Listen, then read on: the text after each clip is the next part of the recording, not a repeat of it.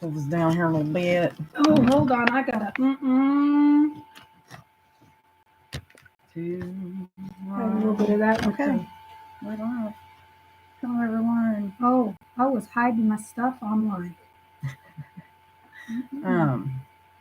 So we have no one live yet, but we'll get started. So today, we're working on our family tree again, sharing a little bit. We're doing our Grandma Jean. It's our dad's mom. And we were going to share both of our grandparents, our dad's parents today. But we realized we did not have enough of our Papa's pictures. Yeah. Which kind of upset us a little bit. Yeah, we've got to find some more. So we have a lot of pictures of him, like while we were young. We just don't have many of him when he was young. And yeah. I know I have a whole envelope of him playing with my dad and all of his kids and pictures of just their life. But I don't know where I put it. So we're just going to do Grandma Jean today, and we're going to keep looking for those other pictures because we want to give you like a full view of everything. Let me move my stuff out the way, and you can go ahead and find some early pictures of our grandma. Okay, so have some very early pictures of Grandma right here. So she was born in 1930. So a lot of these pictures will be black and white. Yeah. So this is her and her mama. So Grandma right here. And she was born Jean Mary Darlington. And I think our brother Blake looks so much like the Darlington family. Just the round, chunky chunks. And the eye, even in the eyes, even though he's, part Filipino, I think he really does get a lot of the Darlington. But that is her beautiful mama. Her name is Beatrice Allen. I don't even think she had a middle name. We're not really sure. But we know she is from the Allen side. And she was born in Schenectady, New York. Thank you. Schenectady, New York. Yeah. Her daddy's name is Eugene. And her, like we said, her mama's name is Beatrice. I'm gonna get more pictures. And she was very, very loved from her parents. But she is the only child from them. Yeah. So Grandpa Eugene got married when she was around 12 and had another child when she was almost 14. Yeah. we can show you some more of that here in just a little bit. Our Aunt Linda. She did get raised by her daddy. For the most part. For the most part, yep. And there's a picture of her. I would say she's probably about 4, maybe. 4, maybe 5. But she loved her dollies. All the way up until she was gone. She loved her dollies. Yeah. She liked to take care of her babies. Okay. I think it just started raining. It might be what I'm hearing. It's pouring down out there. Yay. Here's a picture of her Aunt Sally. I'm not sure who Aunt Sally is.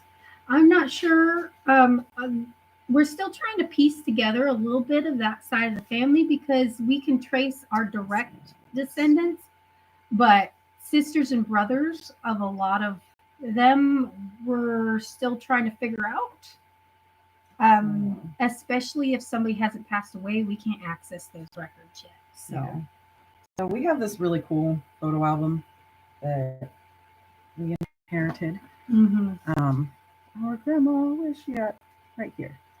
So this is her at camp. She's right here in the bottom corner. We're pretty sure it's some kind of church camp. It's says right here, Camp Palos Verdes in 1939. So she was 9 years old, or she probably turned 9 years old at that camp because she was born in the summer. There's lots of this whole thing is full of camp pictures. Yeah, lots of she had a very interesting and full life when she was younger. Her daddy gave her everything. Took very well care of her. They did move around a lot when she was little, though, between like Pennsylvania and around New York and Schenectady, Syracuse. Yeah, a lot in Pennsylvania. Yeah, and her daddy's from Pennsylvania, so they kind of just went back and forth around there. But it was mainly because of her daddy's work. He worked with the electric company, General Electric, and he put on quote unquote magic shows. He actually spent 4 years in the making of the House of Magic show. He invented it. And it's not really magic. Yeah, it's just it wasn't science. Card games and stuff. It was just invented science then. Yeah, he invented like a vacuum tube or something. Yeah, vacuum tube. It's called something else now. Everything back then is called something different now. Like, so they have this long name for wireless microphones. So like inside of a light bulb, it's basically a vacuum tube. So he helped invent that stuff. And basically he did electricity shows. But back in the 30s and 40s, that was magic. A lot of people didn't understand what that was, especially if you lived out in urban areas and things like that. So he put on like a light show, but all on the West Coast. Yeah, all over the West Coast. And he helped put in a lot of electricity things and things like that. But I think a lot of his good inventions were for Grandma. Yeah. When she was a baby, he was not scared to build things for her. Yeah, so when she was 3 months old, he built the first like wireless or first baby monitor. Yeah. It was like a two-way kind of radio thing, but it wasn't really two-way. It was just he put like a big recording speaker thing in her room, and then it would transfer to a speaker in a different room. So basically it was a baby monitor. It was a very large baby monitor. Yeah, like it was one of those old-fashioned microphones that stood like this on the desk. But he was very into trying to do inventions and test them out on our grandma, not in a bad way. But our grandma's sister. I just wanted to show that. Oh, that's her little sister Linda, right? Mm-hmm. And she was born around 44? Yeah. And that is grandma was about 14. She was almost 14. Yeah, almost 14. She was born in February, and then our grandma was July. I think. Yeah, July. So she was almost 14, but that was, gosh, I think right before or right after. I just have to share this, just because. You see my sister here. I don't know. We're gonna have to share more pictures of us when we were little. But this is our cousin Christina. Look at that. She looks just like, exactly like Carolyn, and a lot like just everyone in the Smith family. Everybody says I look like her. I know, it's weird. I don't even that remember. That looks like Vivi too, though. A little bit. Maybe. There's a little Vivi in there. If my husband walks through the door, I might be able to show you what my daughter looks like. Anyways, but in, what was it, 1944, they moved to California. So let's see. Mickey says thumbs up. Mary Wilson says watching from Las Vegas. Oh, cool. Cool. And Stacy Dixon. Hello, Stacy. Hello. If you have any questions or anything, just let us know. We'll try and answer them the best we can.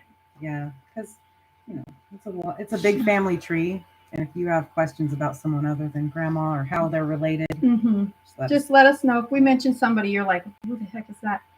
Anyways, so our grandpa, well, how do I put this? Eugene's dad. So our great grandpa passed away, and they went to California for it, and they stayed there basically. So that's why Linda was born in California. I think that happened a lot in our family, where they'd just go to a funeral somewhere and then stay there. Yeah, a lot of that. Everybody just moved to California. Yeah, like everybody ended up just going to California. Like our grandma's born in New York, her dad's in Pennsylvania, and somehow it's all in California. Yeah, and then our papa, our dad's dad, was born in Texas, and Yeah. then, but our mom's parents were both born in California, both California natives. Yes, they were. They were a couple generations of California natives. Our mom's dad's side. Oh gosh, so far back in California. Like, yeah, we'll get into that later. That's another whole section. Anyways, so after that, we have a little bit of stuff of her teenage years that we might be able to share. It's a lot of. She's got very religious in her teenage years.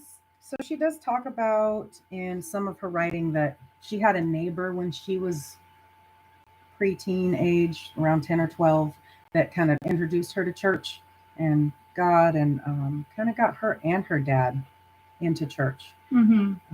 Of course, he was a man of science, so I don't think that was a big priority to go to church a whole lot. Oh, yep, there they are. We've got kids. We have and children. We keep mentioning Grandpa Darlington. We'll show you her dad, Grandpa Darlington. Everybody see that? Yeah. So this is Grandpa Eugene. And he loved Jean so much that he named her Jean after him. So she was kind of a junior. A junior, in a sense. Did you make pretty pictures while you were gone? Babies just walked back in. Fabulous Uncle Robert has taken them all day. Thank you, babe. Thank you. So we keep mentioning my baby girl. This is, come here, Violet. She's like, no. Bye. This is my one and only daughter. Here, and this is my baby girl. See, her name is Violet. Tell me that's not a Smith right there. Tell me that little baby girl and a Smith right there. Yeah, my baby girl looks a lot like me. Yeah. Yeah, this is our cousin Christina. The curls and all. Contrary to popular belief, I do watch while I'm moving where I'm going to go. I may not watch, but I definitely listen. So I guess these were taken while Grandpa was in Japan. So, our grandma got lots of keepsakes and things like that. And we were like, when the heck did she go to Japan? And she didn't go to Japan. Her daddy brought her lots of goodies back from Japan because he went to Japan right after World War II, just right after, and he went over there to help. I think finish up the intelligence part. Yeah, because he was more of a man of electricity and science and things like that. He wasn't over there to rock 'em, sock 'em kind of anything over there.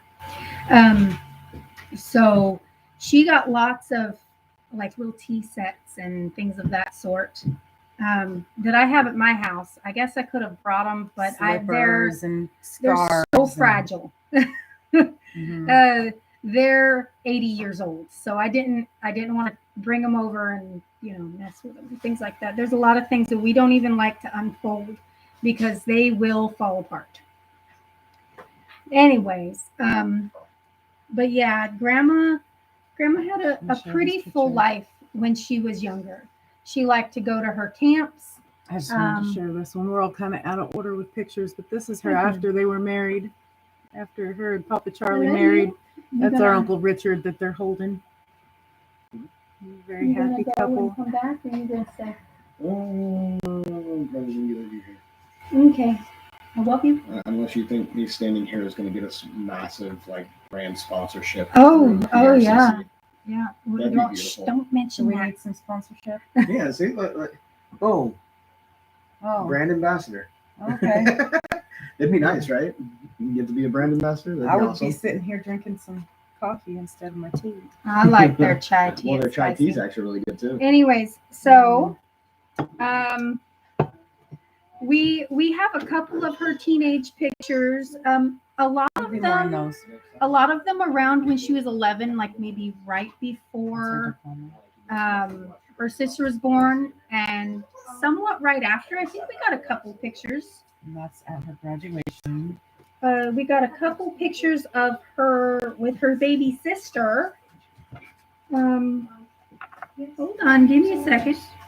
No, that's Aunt Carolyn. That's Aunt Carolyn. Oh, My niece is trying to eat my food. excuse me. Mm-mm. I'm over here trying to break my knee. And I'm in Boston. Give me just 2 seconds. Oh, I gotta pull my knee like it was fine.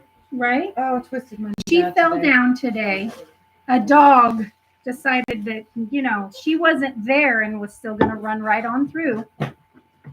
Give me just a second. It's hard to sort through some of her books sometimes because she just kind of threw a picture wherever, Some of them aren't in Oh, great so there you go. We showed this one just a little bit ago. It says right here, it says it's her 5th birthday. And then, oh, I really like this picture. I'm thinking she was maybe, let's see, hopefully it's not going to be shiny.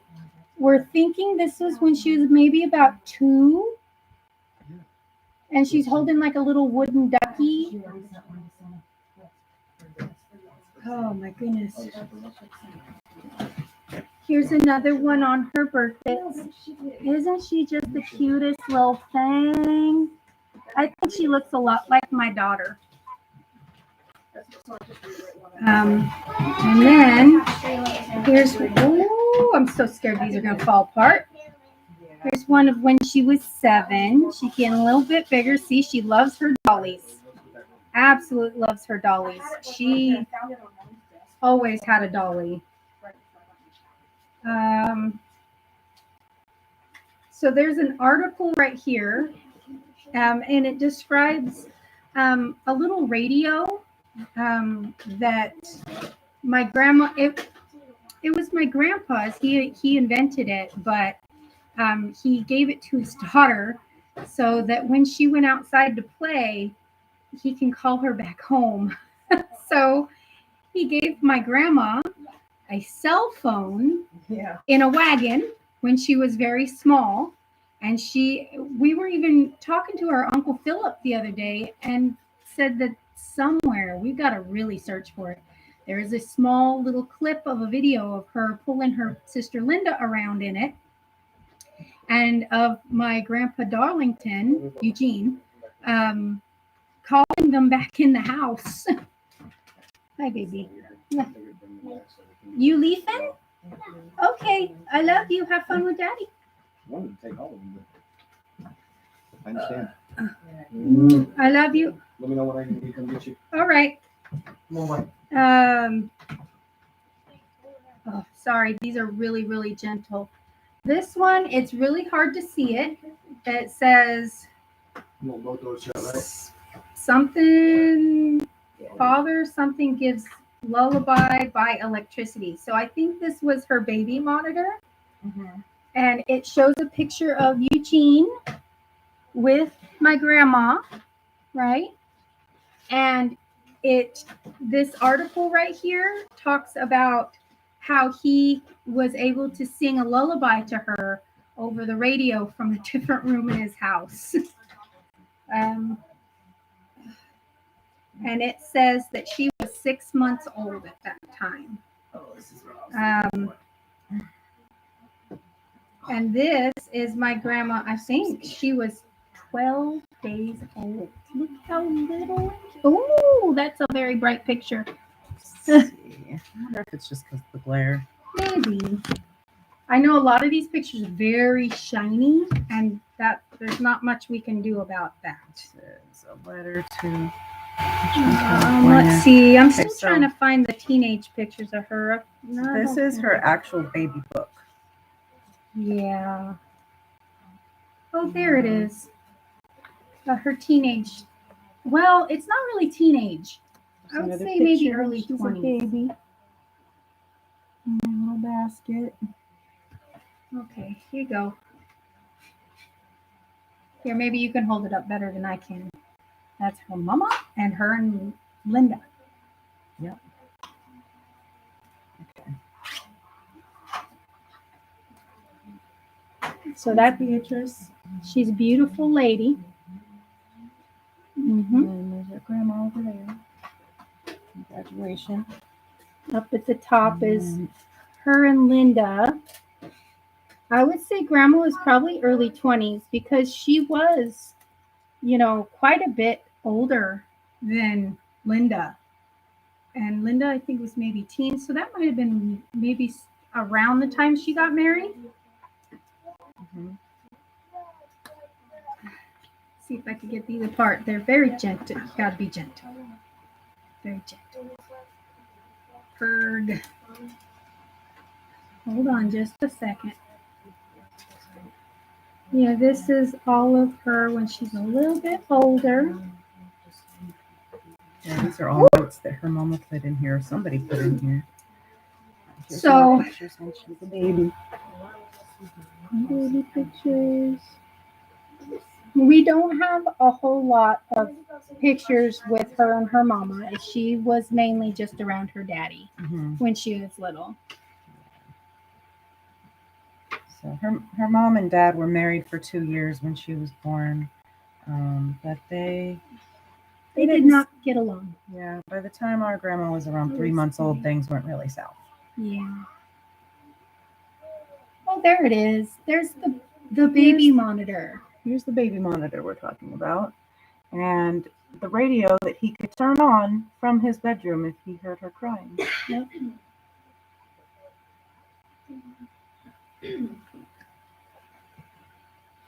And I mean, this is in 1930. He was way She ahead of wants his your time. Peno. It's extremely Sure. spicy. Go right ahead.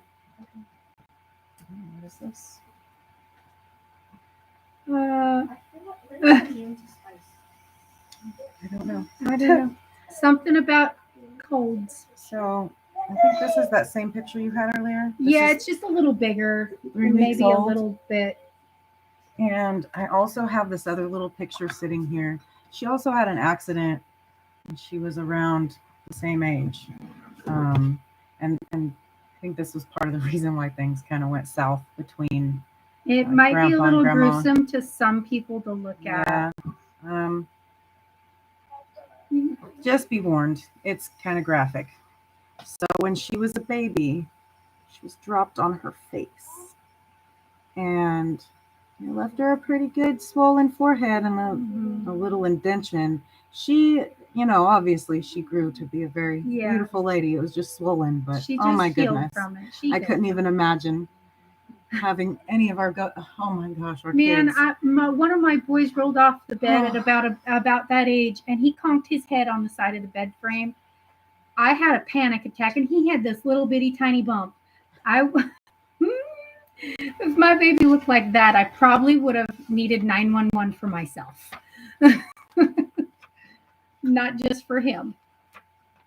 But yeah, so.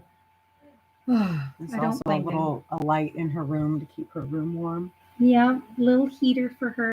Her daddy did so much advanced things for the time. It was a little too advanced for some people. Yeah. And so, our grandma was born in 1930. So it's the Great Depression. She lived very, very comfortably through the Great Depression. Yeah. Like, I don't think they were really affected by it at all. Yeah. See, look at that beautiful picture. Yeah, I have the article with it.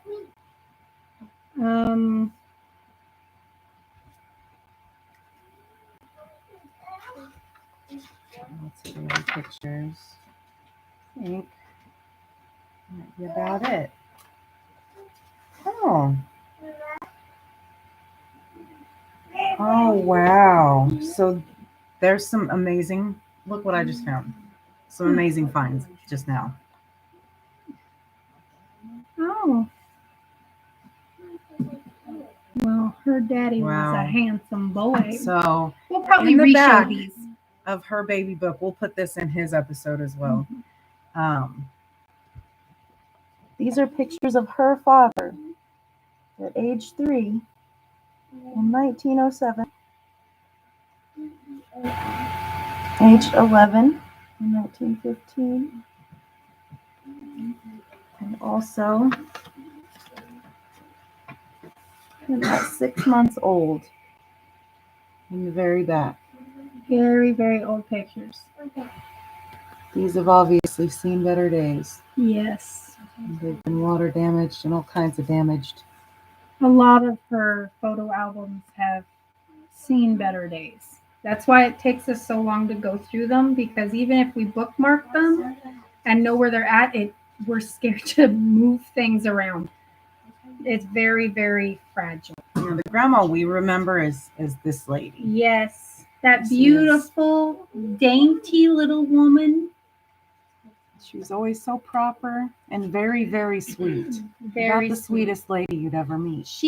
We always said she reminded us of Snow White, because she was always just very dainty and she liked to clean and talk to the animals.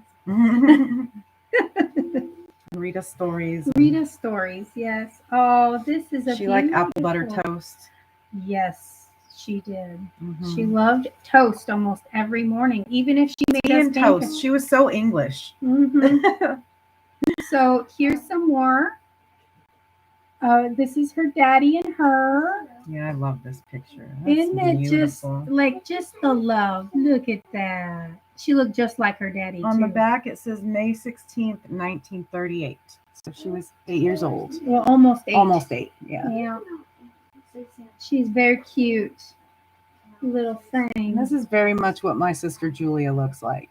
Oh yeah. Julia and Julia and Blake, I don't even know how they look as much alike as they do. Well, they both have kind of Asian. Both They're their half parents are siblings. Asian. Yeah, they're half siblings and both of their moms are Asian. So I guess that's how they look so much alike. But they get all their features from these beautiful people here. Blake gets a lot of his features from this man. He was a very quiet, stoic man, but very, very smart. Mm-hmm. I think out of this whole pile, this would probably be the picture we would want to show you, at least in this episode. Yeah. Oh, there's a good one. Yeah, it's pretty much the same as this one. Yeah, I think it's a different pose. Bit, I like that pose better. I don't know if there's a year on the back. I think there might be a year within the last one, and maybe, I don't know, maybe they both just put their glasses on. My grandma was not the greatest. That's why they're both eyesight. Squinty and unfocused in this one. Right? It's like, oh, now I can see. Grandpa Eugene is almost kind of teary-eyed in this one just from trying to focus. And in this one, they both have their glasses on. So they're like, oh, yeah, really good. And this one, they're like, oh, I can't see anything. I'm not sure what this was, but it was like this looks like a strike that she was at or something. I don't know. 1941, Smith at Stona or something like that. Stona, yeah. Stona. I don't know. It's her and a friend. But looks like a protest. Yeah, it does look something. like some kind of workers' protest. Something going on in the background. Yeah.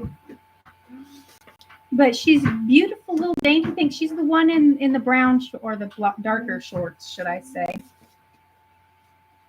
I wish some of these pictures could come in a little clearer. Yeah. They're just very old. This one's kind of ruined. Another picture of her baby monitor. Yeah. And this one. Someone's hungry or something. Hi, sir. How is my big man? This one was stuck to another picture. Yeah. Ugh, my hands are all dirty from digging through pictures and stuff. My fingernails. I think this is all of his magic show. We have a ton of his magic show, which is really awesome. She was very proud of her daddy, so she saved everything. Sorry. Go ahead. Let me have those so I can stack them up and out of the way. So that was basically her childhood. She was very spoiled. Spoiled little thing. Very spoiled. But she was very sweet, very couth. Like always trying to stick up for other people who didn't have it as well as she did. Yeah, she was not spoiled as in She wasn't ungrateful. Ungrateful. Yeah, Yeah. her daddy taught her to be grateful for everything and work hard. Okay, so when she was 13, somewhere around 12 and 13, they moved to California and stayed. And, in and out of the military, and most of the family had lived in California by then. And she had dated a man. I guess we'll talk about him. Do we have a picture of him up here? I don't have He's it up probably here. in the bucket over here. She dated a man named Kurt. Yeah. I don't quite recall his last name. I don't think I even know his last name. But apparently, she dated quite a bit before she met our grandfather. And our grandfather had dated a Mexican woman for quite a bit before he met our grandmother. He liked them dark-haired girls. He did. Mm-hmm. And if they could cook, that was great. Like, he loved his Mexican food. He liked so do tacos. I. Man, I don't know how we ended up as white as. Anyway. Speaking of, my Mexican food needs to be reheated. Can someone heat the Mexican food? Anyways. So she met Papa. Camo and bows. Hi. Camo and bows. I like camo and bows. Howdy. That's what I dress my baby in. Anyways, go on. So, don't you put she that in dated my Kurt, baby. and we know that because there's quite a bit of, pictures of them together, barbecues and family gatherings and things. So it was pretty serious, we're guessing. There's a lot of letters back and forth while he's in the Navy. Yes, I think he was in the Navy from what his uniform was that he was in. I'm pretty sure it was Navy. And he was drafted also. And then just all of a sudden, he's just not. He just vanishes. He vanishes, and our Papa shows up. Just boom, and they're married. Yep. Instantly. Like, we have no transition, graduate from high school, no nothing. It's just Kurt to Papa. Yeah. Yeah. So, hi. That's Dylan. You didn't put that in the microwave, right, baby? Okay. Good. Ooh, scared me. Oh. So we have wedding pictures. Where did those wedding pictures go? Right here. Yes. Sorry, I got the burps. Well, there's other people watching us right now. Yep. Yep. Say hello to everyone. Say good job. Okay, so some of these are faded. They were, many of them were put well, in they're frames. 71 years old. Yeah, I so. saw these put in frames, so there was sun damage and whatnot over the years, and then put back in here. See how well we can get you guys. This is our Grandma Jean and our Papa Charlie, the one that our daddy's son is named after. Yep, this is Charlie. And Charlie Smith, that's where Charlie actually gets a lot of his features from. Charlie very much looks like the Smith side, and Blake very much looks like the Darlington side. Yeah. And we're just kind of all thrown together, mixed something. Yeah, I didn't know this, but somehow through my Grandma Jean, I've been wondering where my nose came from for so long, because none of my sisters, my mom, nobody I know has my nose. Not even my Grandma Jean. And definitely not her father, not at all. But her sister Linda finally found out that, here's a picture of her, actually. Pictures of her when she's a little older. Yeah, you can looks tell more like. This is what my nose looked like at her age too. Like, it was just this little button thing. But she looked like a little somehow that passed through my Grandma Jean to me. So we all get like different pieces of our grandparents' DNA. Yeah. Whereas my nose looks like my Grandma Jean's nose. Only smaller here. Like, our grandma has a big nose here, a little bigger nose. And Carolyn actually, like, up here looks like Grandma Jean, and then right here her nose looks like Granny Smith. Or no, Granny Church. Take that back. Sarah Elizabeth Church. Church is on our mom's side. Mom's side. So we definitely know, like, I think we've been digging through our history for so long. We can be like, oh, I got this feature from this grandparent or this great grandparent or this great aunt. Yeah, if we just take, features from all of our weird off the wall places and you just piece them together, you'll find us. Mm-hmm. But I mainly got all the Smith genes. Yes, she's very Smith. I got Darlington and my mom's side, the Robbins side. Well, and her mom's side, the Costa. Well, are they Costa? Biologically, Herman. Yeah, that's another Church. whole thing again too. So I was named after Sarah Elizabeth Church, and I do look very much like her. But she, like I said, she's got her nose. There was a Sarah Elizabeth on both sides of our family. Mm-hmm. So they just felt that a Sarah Elizabeth for their first child was a normal thing. For me, on my name, I was told that my dad and my aunt named me, not my mom, because my dad apparently liked the name Carolyn, I guess. And my aunt, she is a little bit slower.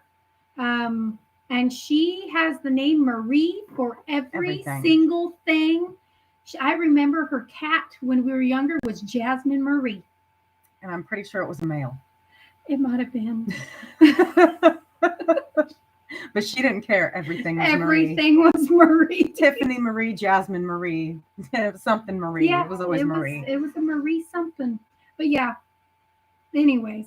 Anyway, back to our grandma. Anyway. So we'll show you some more wedding pictures. We got some good ones still. Like this one's really pretty. I love that one because they're so actually smiling. You don't get a lot of my pictures of my papa smiling too much. Even in the later years, he never did. I remember him laughing the look and on smiling. his face here is pretty much that's all the time. Yeah, he was very stoic. Yeah. He did chuckle and laugh and after he had a couple beers, he was just all footloose and fancy free, I guess you could say. Yeah, right. But then let's see, after they got married. Uncle Paul. This is just randomly in here, so I'm showing it. This is our Uncle Paul. Now I'm going to say that Uncle Paul is literally our Papa Charlie 30 years later, just reincarnated. But this is the Smith look that we were talking about, the Smith DNA. Our brother Charlie definitely he's got the Smith looks. He's got the rounder eyes, the longer face. Round head, yeah. And the longer... And no hair. Chin. Did you see that? Yep. You see that hairline? He got the Smith hairline. Mm-hmm. Anyway. He's going to be mad about that when he hits about 30, 25 maybe. We can't do nothing about it either. We're in the same boat. Sorry, Charlie. Love you, brother. So right after they got married, like within a year after almost, they had the first baby. And another wedding picture. Oh, also, Uncle over here. This is what happens to the Smiths. I think he was about 25, 30 in this picture. Yeah. Well, maybe a little older. Which brother is that? I'm pretty sure that's Coleman. That's Coleman. He's so about 10 years or so, Papa, a dozen years older. So yeah, he's about our Papa 40 had two brothers, out of a lot of children. And there was Coleman, which I think he was the oldest. Yeah.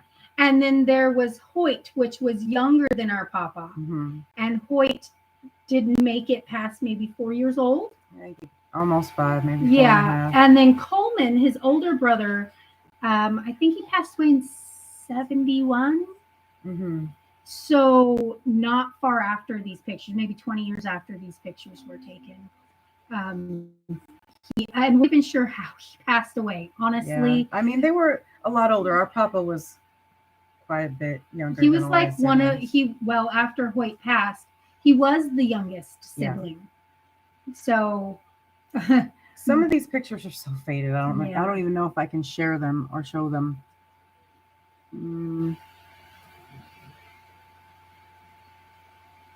There's that Smith look we're talking about. Yeah, the big old eyebrows. That Darlington face on this side. Cute little round and long and skinny. Mm-hmm. But yeah, so they had their first kid, and they were living in California when they got someone watching married. from Georgia. Cool. Marvin Clayton. Hello, good evening. These are our beautiful grandparents. Look at that smile. Mm-hmm. Oh my goodness, our Papa smiling. Holy moly. He's like, oh, I'm feeding my wife. She sure was a tiny little Yeah, thing. she was very petite woman. Even when she got older and us girls started growing, we outgrew her very quickly. She probably was like, yay, I have grandbaby girls. She had 4 boys. She's like, I have grandbaby girls. They're going to be petite like me. No, we're spawned from her largest child. Well, and our mother's mom, she was a large lady in her younger years. We just got them genes, and we got that Southern cooking in our family. We couldn't say no. Oh, we can all whip up some gravy like you don't know. I used to be over 300 pounds. Well, I used to too, and I'm working on it. But yeah, we're getting there. Actually, I got down to 155, and I was really, really small considering the amount of extra skin I had from being so big. I didn't like being that small. I was like size 4. Oh, here's a better picture of Coleman. And we figured out who this lady was, right? Yes, that is. This is a picture we shown in one of our in the last video. This is Coleman. Mm-hmm. That is my papa's bigger brother. And we figured out who this was. That is her cousin, right? Yes. This is her dad's brother's daughter. Yes. And so we finally found out there's a little bit of blonde and lighter. It's somewhere in there. We didn't know where our blonde hair came from. We like other than our mom and our dad being the first in their, like our mom's mom and dad had blonde hair when they were babies. Our dad's mom and dad, they had dark hair. Oh, yeah, like, just black hair. Dark hair. And I think so. We were wondering, like, how did we end up so blonde? If I think they both had brown eyes too. Yeah. Papa and Grandma have brown eyes, and we all have blue. No, actually, me and Papa has grayish. Yeah, me and Papa have the same exact eyes, like our eye color. Me and my dad and Papa Charlie all have these same gray eyes. And I guess only 3% of the people in the world have gray eyes. It's almost as rare as green eyes. Which our little sister has green eyes. Mm-hmm. And then me, I have kind of an in-between blue with little sparkles of brown and green in mine. Yeah, mine's green. I actually have like a brown, almost like a freckle in this eye. Yeah. Right under my pupil. We all have different things from everywhere. But of course, we were told that, back in the day, they actually had to take blood tests to see if you were allowed to get children with your partner. Yes, and they told Grandma and Papa no. And I think we figured it out is because our grandmother had negative blood type. Yeah, and that was a big no. They always told women not to have children unless you were with another negative blood type person, which our Papa is not. These pictures of Brian's in his younger days. Yes, a lot. We have a couple pictures of Brian, but a lot of these are of our dad Brian's mom and dad. Yeah. We're kind of covering his mom today. Mm-hmm. But and there will be pictures of our dad eventually. We haven't got there yet. Yeah, we do have a couple sitting just right over here. We've been peeking at pictures all day. Yeah. But this is Grandma Jean, Papa Charlie, great Papa Charlie, Grandma Jessie, Grandpa Darlington, Gene Darlington, and this is his wife Veronica, right? Veronica. Yes, this is Linda's mama. Yeah, and this is the mom that our grandma knew from about age 12 up, 11 or 12. But she did know her mom. They did have a relationship. Yeah, they did. Yes. And as she got older. And so let's see our next one. Oh, this is our Grandma Jean, Papa. Aunt Mary. Yeah, that's Aunt Mary. That's Papa's older sister. Mm-hmm. Papa had a lot of sisters. Yes, he did. And my daddy grew up with a lot of aunties. Look at how much she was just like a perfect mix of both her parents. She's got like Grandpa Charlie's jawline, but Grandma Jessie's eyes and nose, and her kind of little thin lips. I think she looks almost like in the eyes of Layla.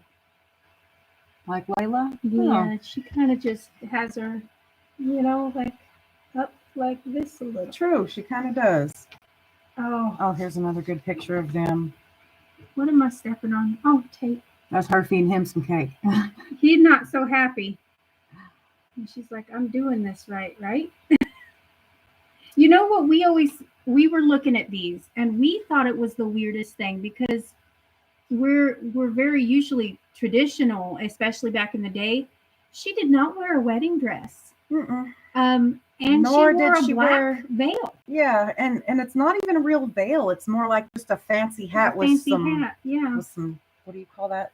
Tulle Tulle on it. or lace Like or you whatever. see in this one. It's just a fancy hat. She's got a sweater skirt on Yeah. with a matching sweater t-shirt looking thing and a cute little white leather belt and some black shoes and a black hat with some tulle. We just thought it was Just very was untraditional. very weird that they would do, like maybe it was like a fast wedding or something, but we were told it wasn't. Yeah. So, but of course we were also told they didn't date for very long before they got married. So. It was more like this is how Uncle Pogie explained it. We got to talk to him the other night. It was very nice. Yeah. He said that Grandma Jean had dated other men and whatnot, and he didn't really know anything about Kurt or Curtis, whatever his name is. Yeah, we're not. But sure. he knows that she did date, and then all of a sudden she came home and said, "Well, I'm getting married to Charlie," and Grandpa Eugene just went, "Okay." Darn it. So apparently they knew of Charlie. They just were wishing she'd pick one of the other ones. Maybe. We don't really know. We don't know 100%. I don't think she talked too much about that, and neither did Papa. No. We do try and ask our relatives of what went on and why and how. And there's just not a whole lot of information. I don't think they wanted to talk about a whole lot. Anyways. Oh. Sorry. So then right after that they had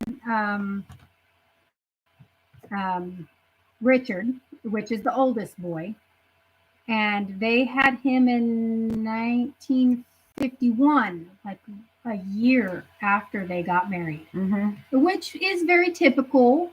Back then, within 9 months to a year, you had a baby.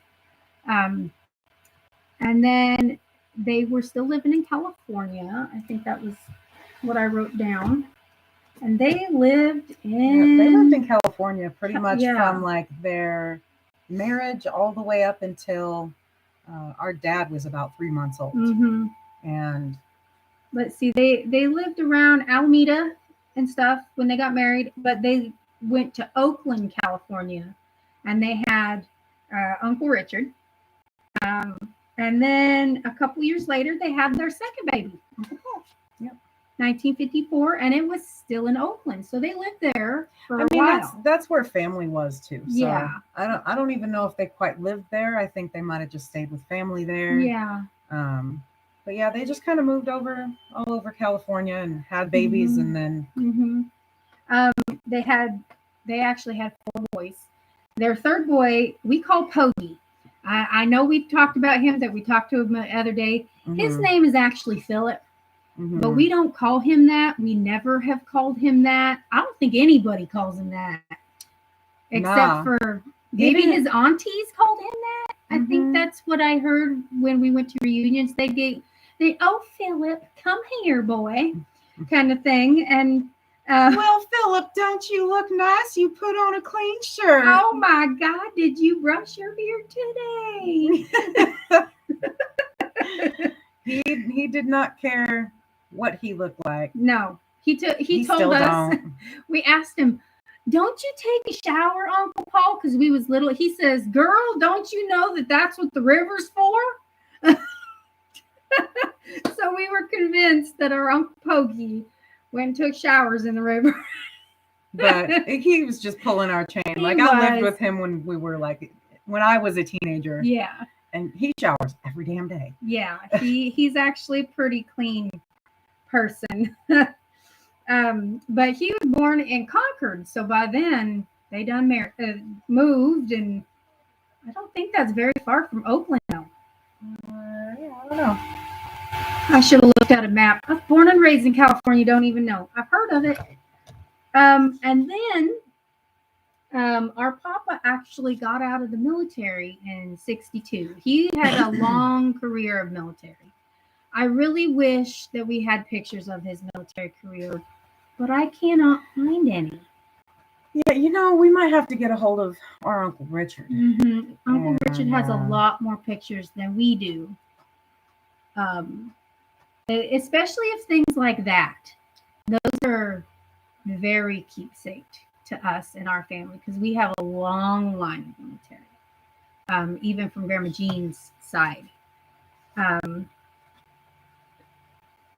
I could have swore I heard a child howling. I'm so They sorry. are howling. They're making some kind of howling sound right there. Anyways, so after Oh, now Dylan's crying. now he's crying. Anyways, he got out of the military. They moved out to Oklahoma. They moved out to Oklahoma right after they had our dad in Willows, California. So I'm thinking maybe he had to move around just a little bit. And I'm not too fond of sharing all of the places. Yeah, we're not. We don't need to share any of that, really. But yeah, after my dad was born, like a couple months after he was born, they went to Oklahoma. Mm-hmm. And they lived there for quite a few years. Like my dad kind of grew up there. He lived there till he was 7. Yeah, like that was his early childhood. Mm-hmm. And then when he was 7 years old, they moved to back to Richmond, California. Yeah. And Grandma, we actually have pictures of that time. Yeah, we do. We really wanted to share a lot of pictures that of Oklahoma, and while they lived there, most of those pictures we do have them somewhere, but they're all with Papa. Because Grandma Jean's the one walking around with the camera taking pictures and everything. Yeah. So she's not in many in Oklahoma, but we do have a huge stack of them once she gets back to California. So it because then everybody starts taking pictures of her. So we kind of have a break in the timeline right there, but hopefully we'll find those pictures and be able to share those. A lot of this is, hold on. Yeah. I bet if I flip a couple more. This is right after our, here, you can have it. Right after our grandma and grandpa. Take some out. Just be careful.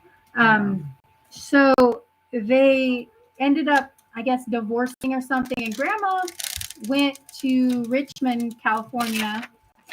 I think it was with Philip or Pogie, should we say, and our daddy. Pogie and Dad. So by that time, Richard had already grown up. The other ones were grown. So this was their first year stay there, I believe. This says Richard 1972 on the back. Mm-hmm. So he was already a grown man. Yeah. Out doing crazy things like the rodeo. Yeah. He was 21. Living his best life. Yeah. I think I've seen at one time I was going through a drawer or something in my papa's room one time, snooping, and I seen my Uncle Richard riding a bull. I said, what? Because he's always very calm and well-mannered, smoking, kind of like our Grandma Jean. Very well-spoken. And I was like, what do you mean he was on a bull? I was floored. But yeah, when our daddy was little, his brothers were quite a bit older because he's the youngest, Yeah. So I'm guessing when they moved back to California, they moved in with Grandpa Eugene. Yeah. Is my guess. He actually passed away in 1975, which kind of gave our grandma a push to go back to school. Yeah. So she started to go back to school. But this is May 24th, 1971. Top, and our dad over here on the side, our little chubby dad, and there's Uncle Pokey and Grandpa Eugene sitting off over here in his little chair. Mm-hmm.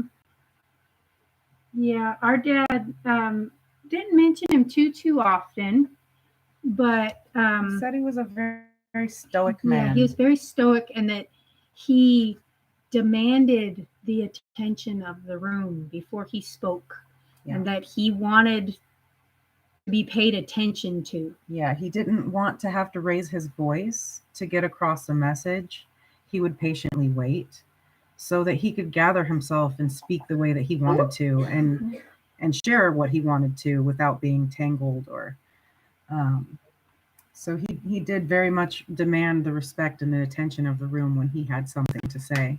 Otherwise, he was very stoic and didn't have anything to say.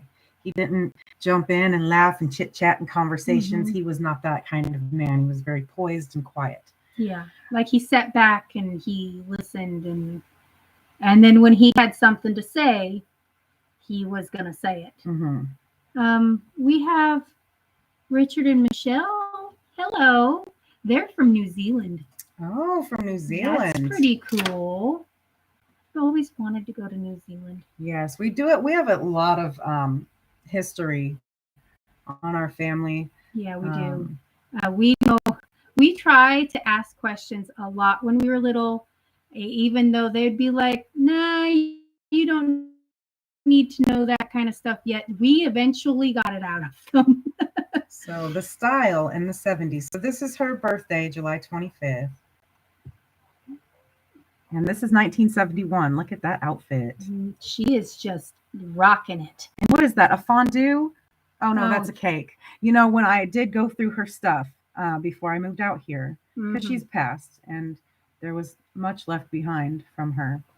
I went through her stuff and she had 3 or 4 fondue sets. Like it was just. I have her recipe box and there is so many fondues. So many recipes of fondue. I think fondue, all different kind of cheese fondues. She liked to dip things. Yep. She liked to dip things a lot. She liked her crackers in her bread. She very much loved her toast, dipped in whatever. Yeah, she loved herself some orange marmalade on an English muffin. Oh, and some apple butter. She actually told us that when she was young, they didn't have like jelly as readily available because it was the Great Depression. So she said apple butter, especially during the war, was what a lot of people turned to, what many people ate. So I don't mind. Grew to very much love it, and we really love it too. It might just be inherited. Yeah. We live around a lot of Amish communities out here, and their apple butter is amazing. So, oh my goodness. Can I get a thumbs up from everyone who wants to see more pictures of Dad? Because I have some really awesome ones here. Yeah. Thumbs up. I'm going to save this one. I'm not showing it. I'll show the year on the back. What year is this? 1972. I'm going to show that one in a minute. That means that our daddy was... our dad was just being our dad. Our dad was 10. He was almost 11. No, 9, almost 10 in that picture. 72. Yeah, it was a couple months before his 10th birthday. Okay, so here is, again, I think Uncle Richard. It's such a tiny picture. Tiny. Yep. Let me see. It's Richard, and I don't know whose baby that is. I don't know. There's a lot. Probably her sister Linda's. Yes, her sister Linda has a lot of pictures of her kids in these books. And we didn't even know who they were at first. We were like, maybe they're neighbor kids or something. And we ended up asking around. And they were like, yeah, she had some kids. We were like, okay, well, then we can start trying to put names to these faces. Okay. This one's a really good picture of Grandma. She just looks so happy in this one. And she's probably eating toast dipped in some kind of cheese. Something. Actually, I'm going to peek closer. Oh my gosh, it is toast. She's eating toast. She loves her toast. I like toast. She's a very simple English lady. I can't have toast no more because that makes my body Okay. larger. Here's that one. Here's that one I told y'all that I'd share. Y'all ready? This is Dad in his most favorite habitat. Yes. This is our dad in his natural habitat. You see how he raises the fork as he has more food in the other hand readily available. And we only tease him like this because why not? We love you, Dad. We tease him while he's still here. Oh my gosh, Yes, that we do. man. He loves to eat, but man, he can cook. I'm so glad he can cook. Man, my daddy's cheeseburgers, my And daddy's his hash awesome browns. sauce. Oh, I don't think he can make something bad. Yeah, I don't know. We did make a pie bad one time. Well, that's because there was a mismeasurement on what was it, molasses? It was just a measurement in memory. It was just. Oh my Lord!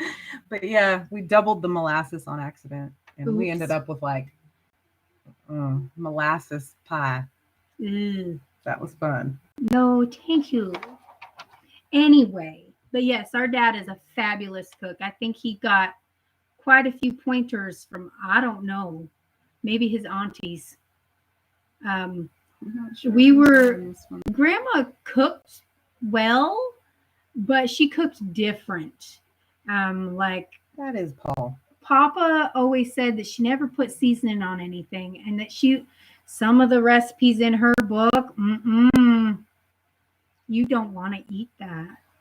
I think she used to put like rehydrated fruit on her steak. Well, I think it's just where she came from. Okay, so we're used to our Papa's family and even our mom's family that all kind of came through the South. Well, our mom's dad's side. Our mom's side came through Canada. That's another story. But yeah, she came from an area where they just didn't season food. They made weird things like fruit and like olive jello.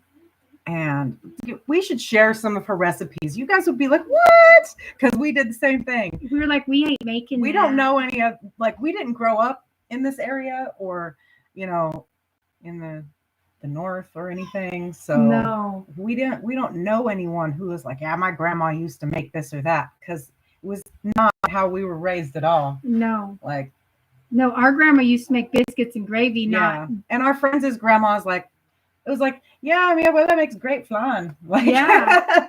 Yeah, all of our friends were, Mexican. Like we grew up with Mexicans. It was our best friend. The day over at our friend's house would be grinding corn to make the tamales or something. Make homemade masa. They asked if Dad was a lummox. I don't know what that is. Do you know what a lummox is? Maybe you can tell us what a lummox is. Yeah, we don't know what that is. Maybe it's a different animal from a different country. I don't know. Anyway, but yeah, so did I show that last picture I had out? I'm pretty sure. Oh, when they all fell out. Yeah, it's okay. But yeah, so we got a lot more pictures of after. So this is 1972. Yeah, of after. Let's see if we can get this in close enough. Oh, maybe. Can you see my finger? Okay, so starting on this side, there's Paul, our Uncle Paul. He's second born. Then next is Grandma Jean. And then next to that is Uncle Pogie. Next to him is Uncle Richard. And then there's you guys can guess who Dad is. Yep. My goodness, if that don't look like little Blake right there. Yeah, I'm sure once Charlie gets some chunk, he's going to start looking what you need, baby? Yeah, I think Charlie really has Like the what? Smith features. Blake has the Darlington features. They picked different grandparents to take after. What's the matter? Your son wants to play a board game on the No. table. No, man. No, man. We ain't doing that today. Anyway.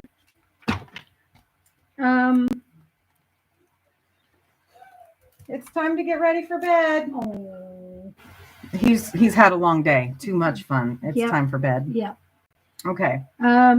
So there's some more really fun pictures of Dad in here, and I'm gonna take them all out. We'll just have to kind of tape them back on a little bit. This is a really, Actually, I don't really... even need to take it out. Ooh. Caught him. Put it right there. I'm gonna leave this like that. You might be able to flip it. Yeah, I'm gonna try to flip it like this. Try not to ruin the pages too much because you can't see on the computer with this film over the front. It's just so much glare you can't see the picture at all. So that's why I was taking them out. But oh boy, there's some good ones. There's Grandma again in California. Sorry, my hands are a little shaky. Up here. Oh, if I can get that one in there. There's our happy dad. He sure did turn to food after the divorce. He was very shaken up and sad that his parents had split apart. He loved his daddy so much. He still loves his dad. And that was part of the reason why he left California, because he really, everywhere we drove, really reminded our dad of how much he missed his dad and things that they did together. And Papa was just not there no more. Yeah. So, Dad set out to go have some new adventures and to go live. I think that's what Papa wanted him to do, though, is that he didn't want our dad or any of the other boys to be trapped or held down because of him. Yeah. And so... Because he had cancer. Our Papa Charlie had cancer. For almost our whole lives. He was diagnosed in the mid 80s, and he didn't pass away until 2014, I believe. But somewhere around there. Yeah. It was 14, 15. Can you get him? He's destroying my plant over Excuse me, sir. What do you think you're doing? He's trying to help. Hold on. We got the little man. What are you doing? Give me that. Samu Boss Man. He must be talking smack because his messages are being erased. Oh no, that sucks for him. Let's see, Richard and Michelle. I've seen him cooking on video. He can definitely make KFC. I live in Kentucky. Yeah. I've had the KFC, and Daddy makes it better. My dad used to tell me that that Carl's Jr. / Hardee's, because there's the same restaurant called two different things here in America. Depending on which side of the Mississippi you're in. Pretty much. He said that they've always had the best chicken. And I never really thought so. Like, their hand-breaded chicken is really good. And in Chico, it's all right. But I had it here in Kentucky, and oh my gosh, it puts KFC to shame. Yeah. Or maybe if you go to Nashville, you get some Nashville hot chicken with some pickles on it. So good. Yeah. And y'all can make fun of us all you want about our weight. We earned it. Yeah, all that, lifting like this. No, I'm kidding. We're dropping back down. We're getting there. And you know what? It don't matter because we're loved anyway. Just my hubby likes all of me. Anyways, so yeah, Grandma moved back, and this one's really stuck. I think she glued this one on. Yeah. Okay. Brendan, Phil, Jean, Brian, Paul, 1974. Oh, Jesus. So, oh boy. 1974. This totally looks like a 70s picture, too. A little farther up. There you go. So, Grandma's sitting right in the middle of everybody. That's the longest I've ever seen her hair in my whole life. Yeah, she's always She even grew out her hair in the 70s. Yeah. Like, she's always been very, very short haired. Yeah. Even if it was away from the times. This over here is Dad. And then sitting on the floor there is his his brother Paul. This is right before Paul joined the military. Yes. So his hair was long. We literally, in the next page of this book, is a picture of him fully dressed in uniform. Yeah. Like just a few months later. And then this is our Grandma Jean's nephew, our dad's cousin. And our Uncle Pogie back there, all clean shaven and handsome. In some bell bottoms. You like Hardee's chicken? KFC is nasty.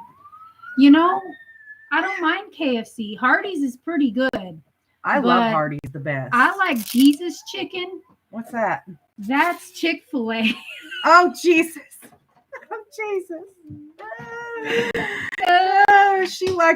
She likes her chicken that comes with a God bless you. Yeah.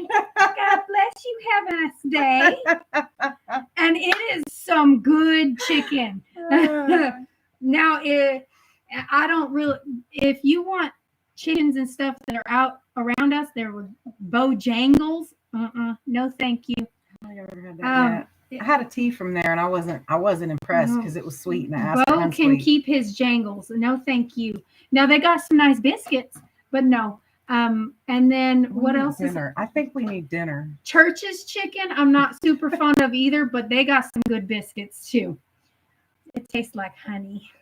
I'm gonna do a little advertising right now for anyone who lives in or around Hopkinsville. There is this place called what's the butcher shop? Oh, Hampton's. Hampton's Meat. Oh. Or Hampton's Butcher. It's a local butcher around here, and Yeah. they don't preserve anything. They just cut it up and put it out for sale. They don't put any of that stuff on it to make it stay red in the package. It's just meat. I think that we're so impressed with it because you don't get stuff like that in California where we grew up. You go to the grocery store and your meat stays red for 2-3 weeks in the refrigerator. Like our Uncle Richard, he married a woman who's raised cows her whole life. Yeah. So and we've been lucky enough to have some of that. Yes. But, I can't. Can we not see the comments? I cannot see. Let me put this down.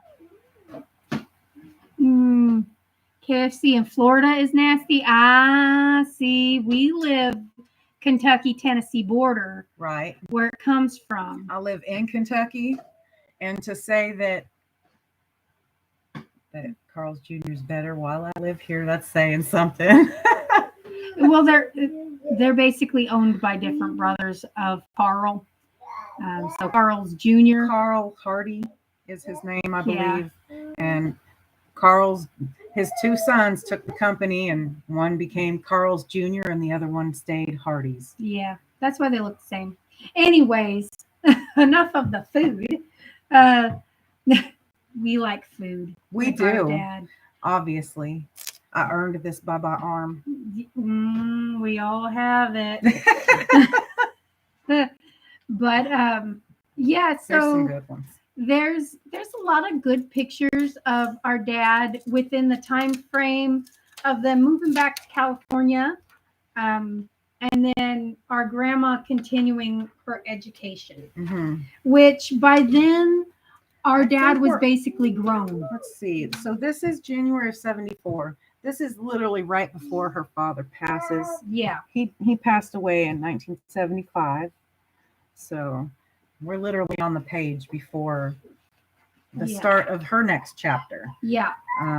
She did a lot like our dad. Like once her daddy passed, she decided to go, kind of just like right before I think they moved to California or something like that. I don't remember. There was like another grandpa that passed. Mm-hmm. Yeah, her grandpa passed, like Eugene's daddy passed, and they moved to California. And then they like moved to Oklahoma. And then when someone else, they just moved back before he passed. They moved back here about 4 years before he passed. Yeah. But our Uncle Pogie was saying she was kind of in limbo, and very depressed about the divorce. So she really didn't do anything for a good 4 years. Yeah. And I think what her turning point was Grandpa passing. She had to earn some money, and to do that, especially as a woman in the 70s, you needed an education. or else you were just going to be a maid somewhere. And I don't think that she would have settled for that even if she wanted to, because her daddy was so educated and taught her to strive for the absolute best. And she was very well educated as well. She got to be in some of the camps she went to were for basically rich people. Yeah. They taught her a lot of different types of things. And she got to go to all kinds of fun learning stuff. So this is Christmas 73. Okay, so this is Richard, Dad, Philip, and Grandma. I think by then Grandma's Paul was already like taken off military. Paul was, I believe, deployed in. He was in Germany, I believe, then. Yeah, I know Uncle Paul went to Germany. That's where he had his babies. You see our dad right there? That is my sister. That is Carolyn. Oh, blah. I do. I look a lot like my dad. I don't think he can ever deny me. Let's see. Pamela says she's going to go visit the Philippines real soon. See Dad, Charlie, Marcel, Tatai, Gina, Red, all over there. I know so many families there. I want to meet them all. Understand? Yeah. Yeah, we really would love to go too. But I would love to go take our brother to like a theme park or something. I don't know if they have that over there, but maybe not on that. Both our brothers. It would be great to, have them together for a day. We know there's a little bit of we know all about that issue. Life going, you have two ladies. Dad. They're mama bears. Dad's situation. He did create a little situation.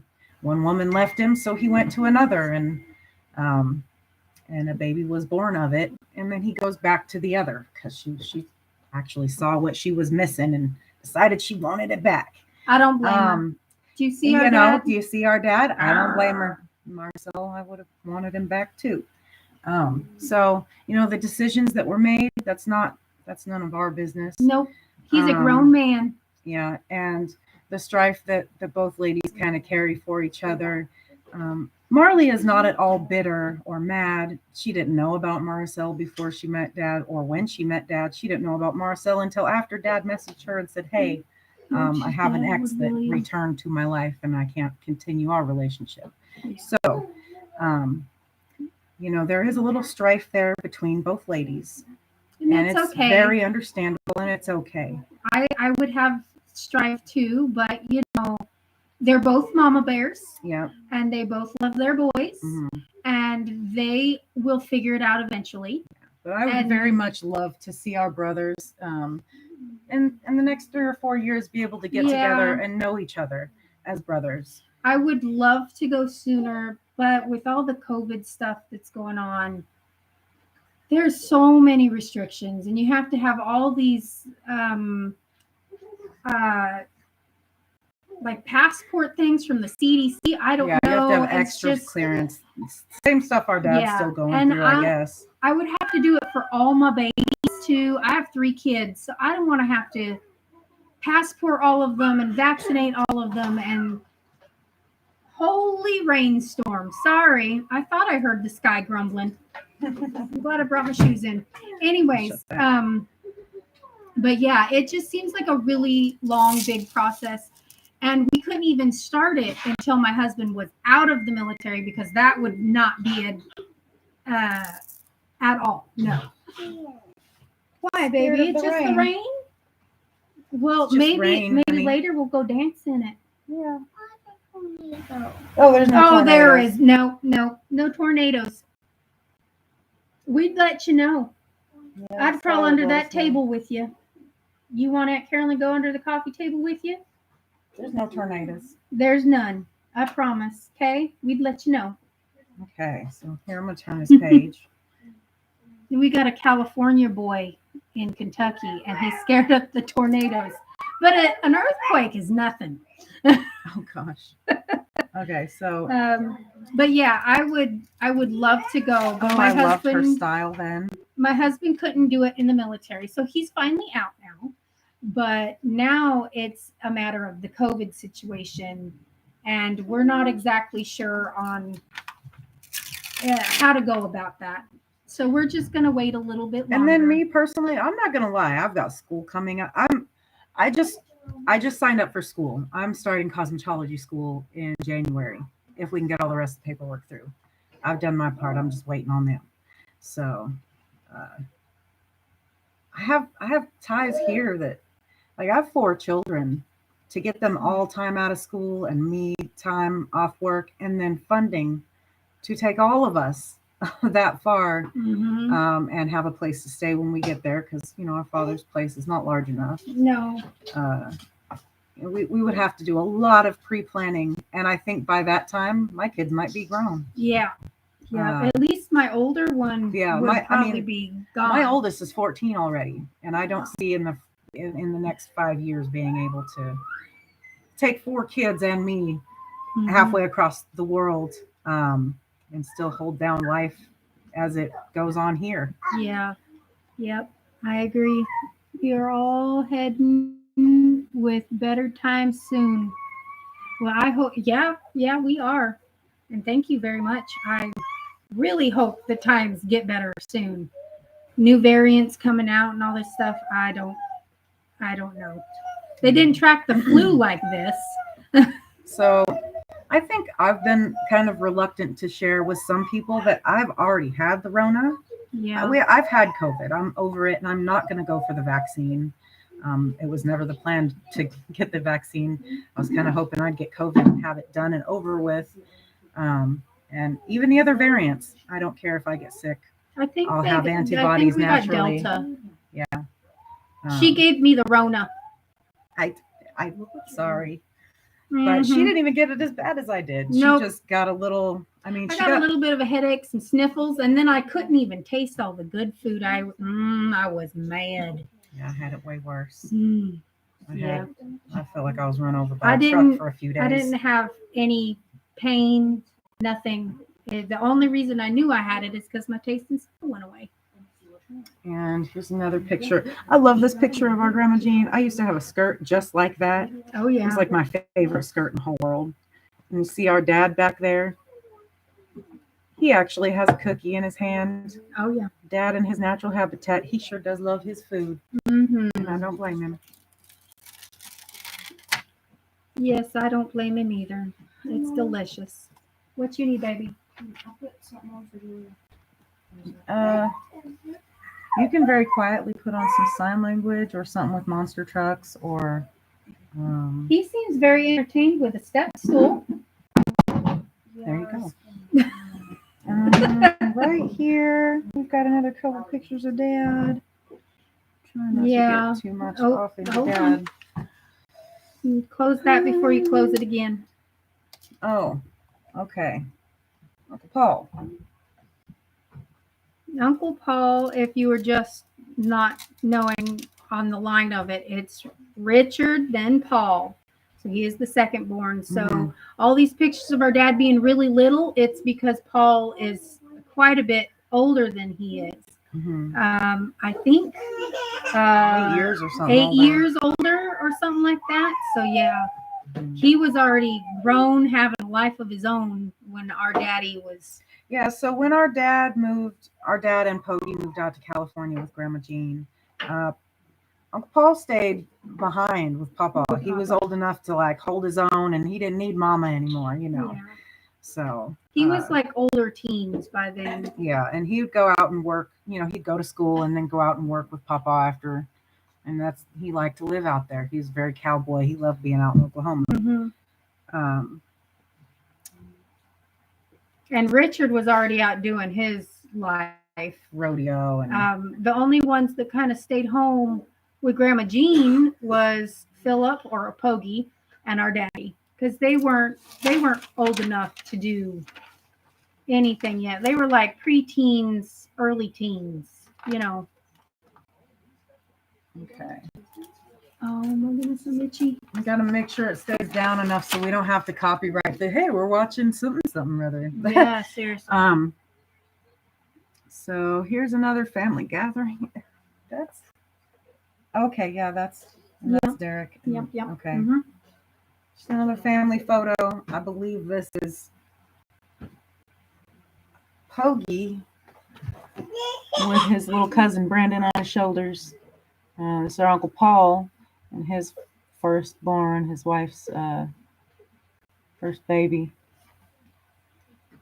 I'm not sure who this is. This Grandma right here, Veronica. Yes, that's Veronica. Oh, it says it on the back. I'm special. Let's see. Girls pray. I had COVID too. I did not take shots. Yeah, we didn't do the vaccines. Dylan says, look, pictures of me. Oh. Okay, He wants to be part of it too. We'll share some pictures. Some Dylan family history. This is his almost youngest grandchild. I got it today. Oh, you got your dog. Did you get it Friday? And you just didn't give it to me? It's kind of wrinkled. I thought you would bring me older pictures. I just ordered this. That's when I didn't have my hair. There's school pictures. My tummy out there. Right. You know, we've been live for about an hour and a half now. Yeah, we have.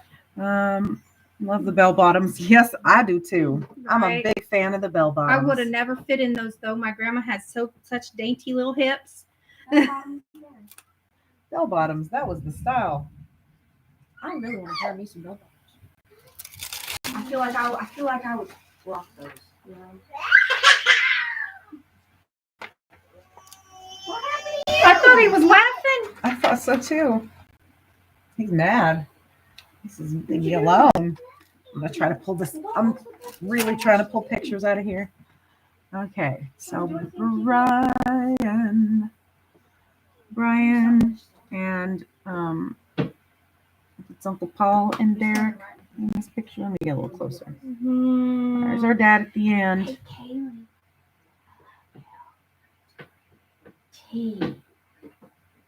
Possibly food. I don't know if your sister And wanted. there's it, Uncle 'cause I don't Pogie think when he she did started have- growing his hair over here, just a little bit, Oh Jesus. kind of long. You have clown feet.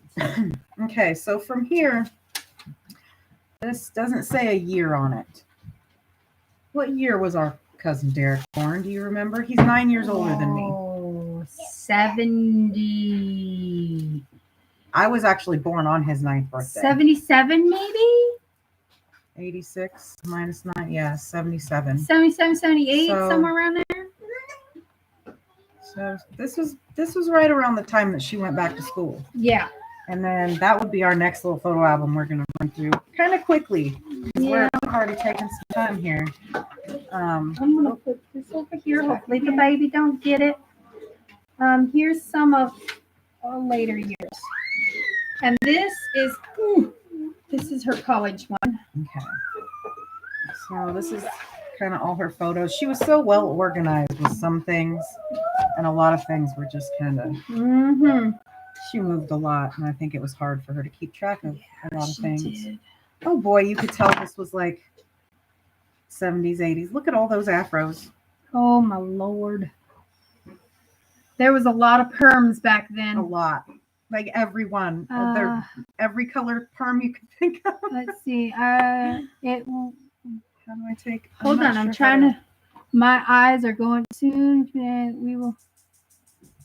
It will. Girls pray. I had COVID too. Did not take the shots. Yeah. I love the bell bottoms. Yeah. How do you take Yes, these out of Dylan is pretty darn cute. Do you just slide them in? They're up and downs, Are you and then sure? these ones are No, they slide here. in right here. They slide right there. Weird photo album. Yeah, it's odd. So this is at her graduation, actually. Did she have years on any of these? So I know her diploma is sitting right here. yes, and she went back to school Somewhere. Diploma. for early childhood education. Where's that one book? Maybe It's green or whatever it is. Not no green. idea. This one's the green one. it's- Oh, it's that one right there. That Okay, blue one. hold on. But yeah, she went to school for early childhood education, Mm-hmm. and she actually got a degree. This is San Francisco University. Let's see if we can open this very, very carefully. And here's all her stories. It says she got a degree of Bachelor's of Arts in Liberal Studies. Okay. Ooh. And it's for Jean Darlington Smith, because of course it's after she was married. She never gave away her Smith name.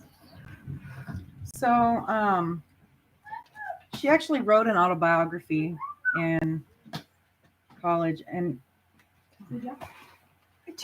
we could sit and read it all, but I don't think we have time. I'll go over it a little. It says, Simple. I'm the firstborn daughter of Eugene Sharples Darlington and Beatrice Allen, born in Schenectady, New York on July 25th. The Great Depression was in full force, but my father was employed as at a reasonably well-paying job. There's still all the typos and scratch. This is her rough copy. Yeah. We don't know where the actual finished one is. Yeah, Probably was turned in somewhere. He was on the road with the House of Magic show, a demonstration program of some of the uses of electricity, which was in its infancy at the time. You might say electricity and I have grown up together during the last 50 years, including the development of television, radar, and lunar landing. During this autobiography, there will be some more details of her father and blah, blah, blah. So we're going to go to the next page. So it talks about her father being an electrical engineer, and he used to hook up an intercom system, which is now we know is a baby monitor, an intercom system and phonograph. So a baby monitor, the other side of the baby monitor, whereby when he heard me crying, he would simply play a lullaby, and voila, a mechanical papa. Hey, look. This was at the height of Bring Them Up by the Book era. I fell out of the crib. Okay, so that's what Sissy. Green. Sorry, teaching my nephew some sign language. Sissy. So this is what happened to her in that picture. It says that she was raised during the bring your kids up by the book era. She says, I fell out of the crib and cut my chin and my mouth and have permanent scars to this day. So that little scar she has that runs right here, I didn't never know what that was from. We moved in with Jasper and Mary Anderson when I was 3, and Mary was the only mommy she knew. She took a trip to Washington State with them, and they had a Pekingese. I'm not sure what that is. A Pekingese? A Pekingese? That's a dog. Oh, and it might be that dog that we seen that looked like a. And she said it had a nasty temper and bit her in the eye. Oh. The Eagles, the Hagels. It's kind of smudged. The ink's not too good right there. The Hagels moved into our house next door when I was 4. Their daughter Ruth was 4 years older, and I became good friends with her. They introduced her to Christianity and welcomed her into their home. She said she used to spend hours in a big cherry tree in their backyard. And we used to when we were kids. She used to help make cookies and help them snap beans. They made pies together, and that was pretty much her best friend. And what does it say? On Sunday, they went to church, and they would sing. And they did hymns in their living room after. Look, it's purple. In the afternoon. They used to catch rainwater to wash their hair. And and 1 sheet of toilet paper was for number 1 Oh, and 2 Jesus. sheets for number 2, she says. Oh, Jesus. Maybe that's why they called it 1 and 2. Hey, huh? this was during the Great Depression. She's lucky she had toilet paper. Well, that's true. Let's see. Kindergarten was the next experience for her. She discovered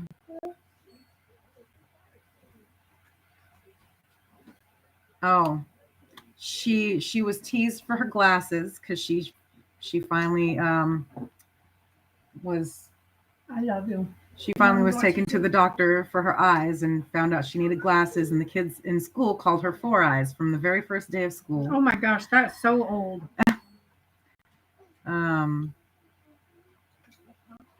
No wonder Grandma just told me to. Don't mind them, sweet girl. You know you don't have 4 eyes, baby. And she says that Dad took me to see Rebecca of Sunnybrook Farm with Shirley Temple. Huh? She went to Rebecca Sunnybrook Farm with Shirley Temple. Our grandma knew Shirley Temple. She was the idol of every secret Vanilla would-be child movie star and their parents. I took tap dance lessons for which I had no talent. I guess she couldn't tap dance. And it says, Dad invented a portable radio receiver transmitter. Gosh, that's a big old name. Right. That I could pull around in my little red wagon whenever I wanted to go play in the neighborhood. He was supposed to call me home for dinner, and I was supposed to answer back when he called. One Saturday afternoon, he hired a GE publicity man to take movies of me in action. I think this is what Pogi was talking about the other day. That was an afternoon I shall never forget. All the neighbors were gathered, and we went through the sequence 5 times with me ending up in tears. Oh, poor baby. I settled for just wearing Shirley Temple dresses. Okay. I had trouble learning to read, and I still am a slow reader, which I am too. I still very much struggle with my reading. Rebecca of Sunnybrook. Rebecca of Sunnybrook. It's a movie that Shirley Temple did. She went to the movies with her daddy to see Shirley Temple. Okay. And that was 1938, so she was about 8 years old then? Yeah, 1938. Okay. Oh, can you please? I need some tea too. She was I love this. Come down here so the peoples can see your beautifulness. This is beautiful girl. This is Kaylee. The waitress. The hot wait. No. We're not going there. You better be covered up. She is very baggily covered up. We're not talking about you're not no hot waitress. Child. It was a Child. It better have been. Child. Child. Yes, I do. Child. Gonna give me a heart attack. None of that yet. They're making me old. Yeah. My son told me the other day, Mom Mom, went over there. you know how some women have large rear ends? My teacher does. And it kind of looks nice. Oh my Lord, I wasn't ready. Okay. So also she says that she wasn't great in tap. She didn't have great she had poor hand-eye coordination, which makes a lot of sense. She had pretty thick glasses. Yeah. And it could be why our sister Julia had the amount of problems she did. She was not only born almost a month late by their calculations, they're guessing, and with water on the brain. But I feel like in our Grandma Jean's side of the family and up through Grandpa Eugene, there might be a little bit of autism spectrum in there, where like reading and writing and physical, like hand-eye coordination is difficult, but leadership skills and otherwise were very well rounded and take those forms Like, very well. Engineering, technical, Yeah. take charge, leadership kind of thing. Mm-hmm. Perfectly fine. But if you ask them to try and tap dance or play an instrument, it ain't gonna happen. Yeah, they were too technical overthinkers, so they couldn't just let loose and have fun. Which, I mean, it really does. It makes you realize how much your makeup comes from your grandparents and great grandparents, even because the little things that make us so different are from different grandparents. I am very coordinated, but of course, I can also play quite a few instruments, and I can read music. I can speak other languages. So I have a physical aspect of good hand-eye coordination, but I'm also very good with technical things too. Like if you told me to rebuild something, then I could rebuild it, not an issue. So I got good from both sides, but in the way of I'm too logical of a thinker to just let loose and have fun. Like, why are we doing this for? Yeah. Is there a point? Yeah, I don't know. It's definitely inherited. Yeah. So it takes me a couple of drinks maybe, and I don't drink. It takes me a couple of drinks to loosen up and just like I really be don't able drink. to have fun and chill out. Yeah. Or whatever people call it. Chill. Chill. Getting down, homies. This is how I chill. Hot tea. Where's the toast? Bring me some toast and jam. I've got some crumpets and toast. Do we have any sourdough? Oh, I can't have bread, people. Okay, so anyway, let's get back to here. I was in like the last paragraph. She says she has poor hand-eye coordination. Her teachers were great and encouraging, and she excelled in art, leadership, and turn the page. That's pretty fun. Art and leadership, and physical agility and ability.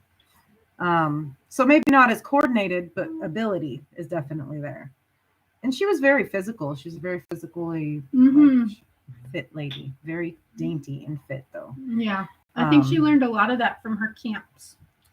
We played a lot of baseball, and I was afraid of the ball because of my glasses. I didn't want to break them or my face. Well, I don't blame her on that one. When I was 7, another family moved in with us. Jasper Anderson had been transferred to, and so let's see, when she was 7, that's in 1937. That's like, full swing Great Depression. 35, I think, was like the worst year, wasn't it? I don't know. I'd have to do a little more history. Correct me if I'm wrong. If y'all have got some input, let me know. Let's see. When I was 7, she had another family move in with her. The mother was rather an emotional redhead. That's funny. Lyle Peer, like my father, was from puritanical English family. So they were from Puritans, and had been divorced and remarried, and also was an amateur radio operator. Our grandfather, our grandma Jean's dad, was a voice on New York live radio. Yep. I can remember spending Saturday mornings in Dad's shop in the basement and playing with pieces of scrap metal, filling, hammering, and sawing, which is probably added to my mechanical ability. Saturday afternoons, we listened to Metropolitan Opera, and so I gained my knowledge and appreciation of music through osmosis. I took piano lessons, but I had no real talent. No tapping, no piano. No. Not gonna happen. No. Maybe that's why remember when I was sitting there playing like melodies when we were really young on that keyboard? We would always bring it out. And she popped in and she was like, "That's so beautiful." Yeah, You she did remember that. She did that a lot with us because we discovered her room that we never opened, and it had all these other things. We discovered an electronic keyboard. It was quite old. She would come and she'd bring it into the living room and set it up while we visited her for a couple of days. Us girls were always fiddling with it. Mm-hmm. It was the one where you could change the sound from like an organ to a keyboard to like and a we would digital just sound and play with it and kind of things. And she peeped sometimes she's like, girls, where did you learn to do that? That sounds so beautiful. We're like, we're just playing on it. You know, it would have been nice if we could have gotten lessons, but our mom did a damn good job raising 4 of us with what she had. Yeah, I wouldn't have been able to do as good of a job, I don't think. No. Let's see. Ooh, the sky is it's angry. angry That's not my outside. belly no more. I'm Let's full. see. She got a tricycle for her 4th birthday and became proficient at maneuvering it. She got roller skates for her 5th birthday and skated all over town, she said. There was a very disagreeable task of doing the barber shop going to the barber shop every 3 Saturdays, every 3 weeks on a Saturday, although it was a nickel extra, as no one wanted to spend a lot of time doing my hair. Oh Lord, I So could just she had imagine. short She had hair. super thick hair. I've never met anyone with hair as thick as our Yeah, grandma Jean. well, maybe my son. He has some thick hair. Our sister Robin, when she was young too. Oh yeah. We all kind of got older and then took after our mom's mom. Yeah, like we all thinned out pretty well. Like I had some thick hair when I was younger. My mom would cut it short just like that because she didn't want to take care of it. She told me cut it off or take care of it yourself. So I can understand, Eugene, her daddy, most men nowadays don't even know how to do hair, let alone back then know how to take care of a little girl by themselves. So he probably went and lopped it off every couple weeks. Well, it says that here he had to take her to the barber shop every 3 weeks on a Saturday, even though on Saturday it was a nickel extra. It was more expensive to get your hair cut on a busy day. Well, he worked. Not a lot of people wanted to spend time doing her hair. So it was trimmed to a shingle style. I guess that's her hairstyle, a shingle style. Hippie popped to the barber shop to get a stick of candy, one for me, one for Jack a Dandy.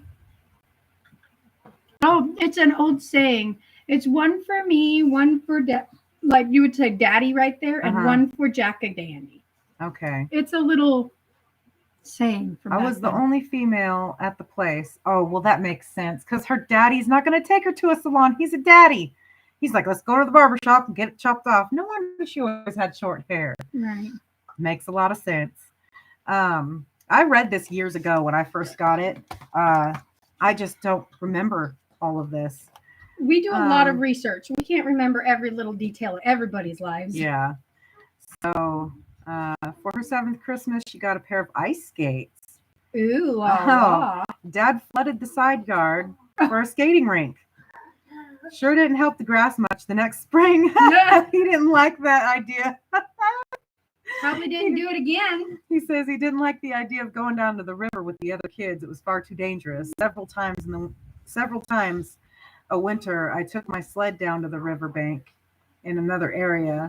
The flow of the water in the winter pushed up huge chunks of ice 6 feet high on the shore, and these were great and fun to climb on. There were 5 blocks walk to Mohawk School. So I don't know if you guys know, but the Mohican Indians are from New York, and a Mohawk is actually it's a hairstyle of a warrior of the Mohican Indians. Well, not just a warrior, but a man who has become a man, someone who has gone from a child to a man. Yes. So all 3 of our boys, well, my 2, her oldest boy, they all have Mohawks now. We let them have whatever style that they want, and that's what they chose. Yeah. So she says she went to Mohawk School. In the winter, it was tough slugging. Jalil. Sir, come. Give him some Fig Newtons, please. Okay. Jalil. Something about wading through the snow and stuff. Jalil. There were people who hadn't had the chance to shovel their snow or sidewalks when the snowplow came through. It had piled up snow in the area between the sidewalks and the curb, which was grassy in the summer. It made wills 3 or 4 feet high. I guess a will. I guess maybe it's a wall hill I don't know. that the plow makes. Maybe Man, that's. there's a disco show going on outside, Yes, guys. you guys should hear this. Woo! It's crazy going on. Oh, it just blew in right at me. I just That got a kind little of shower. feels good. That actually does feel good. It's not even cold. It looks out like there. one of those storms that Daddy has on his show. Ooh, it's not cold out there. That's not good. Don't say that in front of your son. Okay. Anyway, my skates. Did you want to read a page or two? Hold on. I'm foggy. Oh, okay. Uh, So, okay, I can see again. Scotia. I think that's the word we were supposed to read on the back of that other one where we were like, Scotty? Something. I think that's Scotia that was on the back of that one picture. Okay, where am I supposed to read from? Where'd you stop? The last page. Okay, just this last thing? Or the what? Huh? Here, I finished like on here. Um, They were talking about plowing the snow. When the snowplow came through and had piled snow on the area between sidewalk and curb, which was grassy in the summer, it made hills 3 to 4 feet high, which were great to walk up and down on more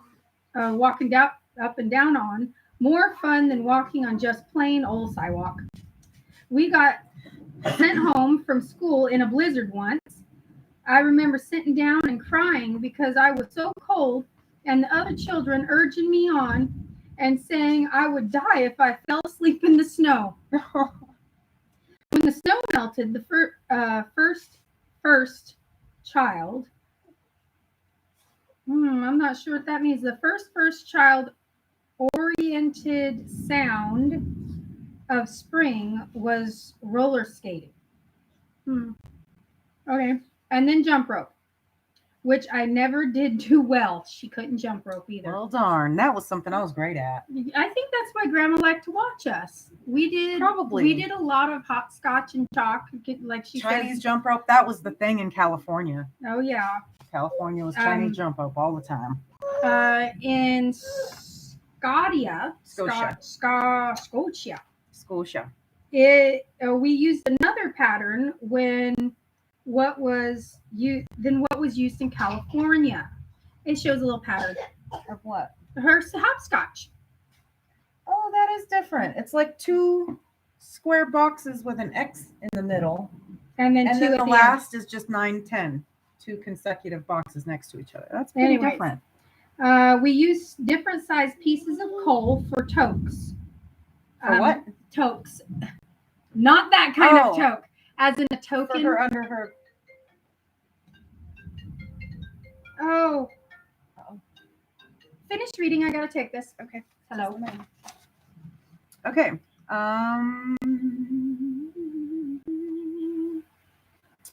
Where you at? What are you doing? Dad.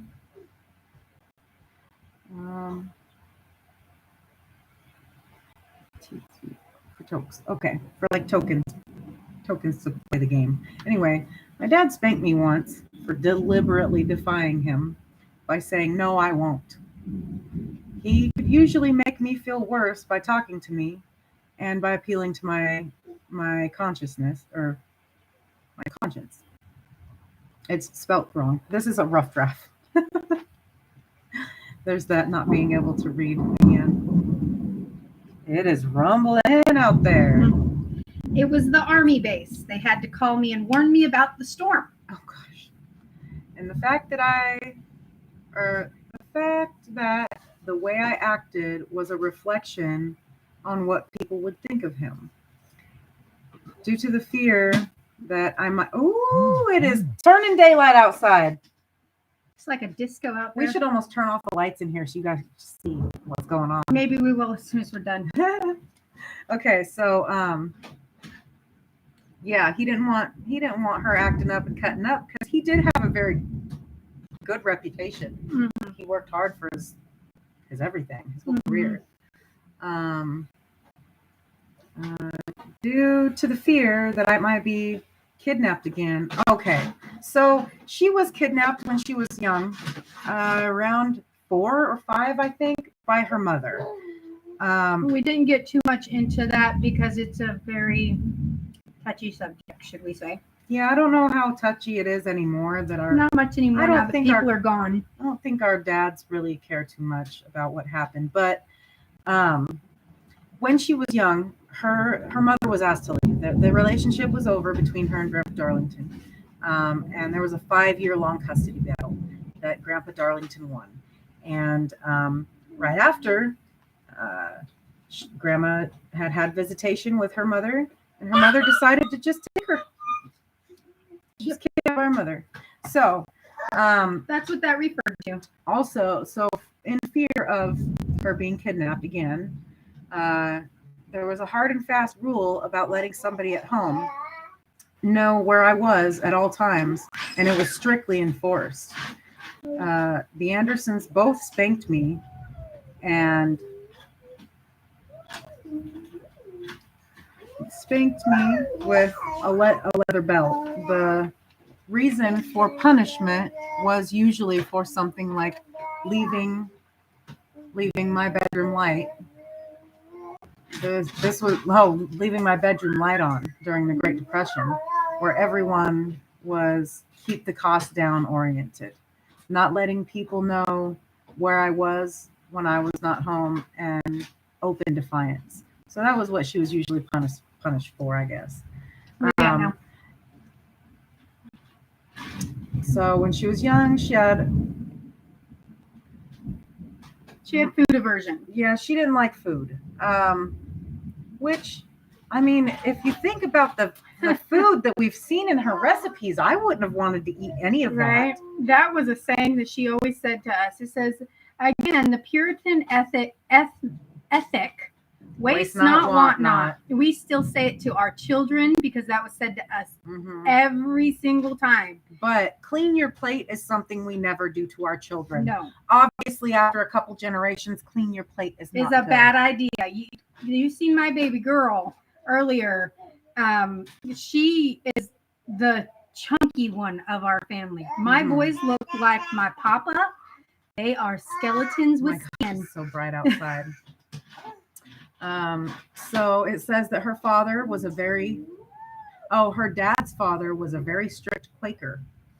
My opinions were not asked for, and when given, they were put down. She was not allowed to speak unless spoken to, and asked for her opinion. Should be seen and not heard. And that's what she was raised in. Yes. So when she decided to become an educator for young children, she decided to not ever go by these rules. No. She was very liberal, very democratic, very anti everything her dad kind of stood for. You know, that's weird too, because I think she raised our dad a lot like that, because one time when my son was very small, he started crying and he wanted my attention, and I told him, hold on, please let me finish my conversation. He said, no.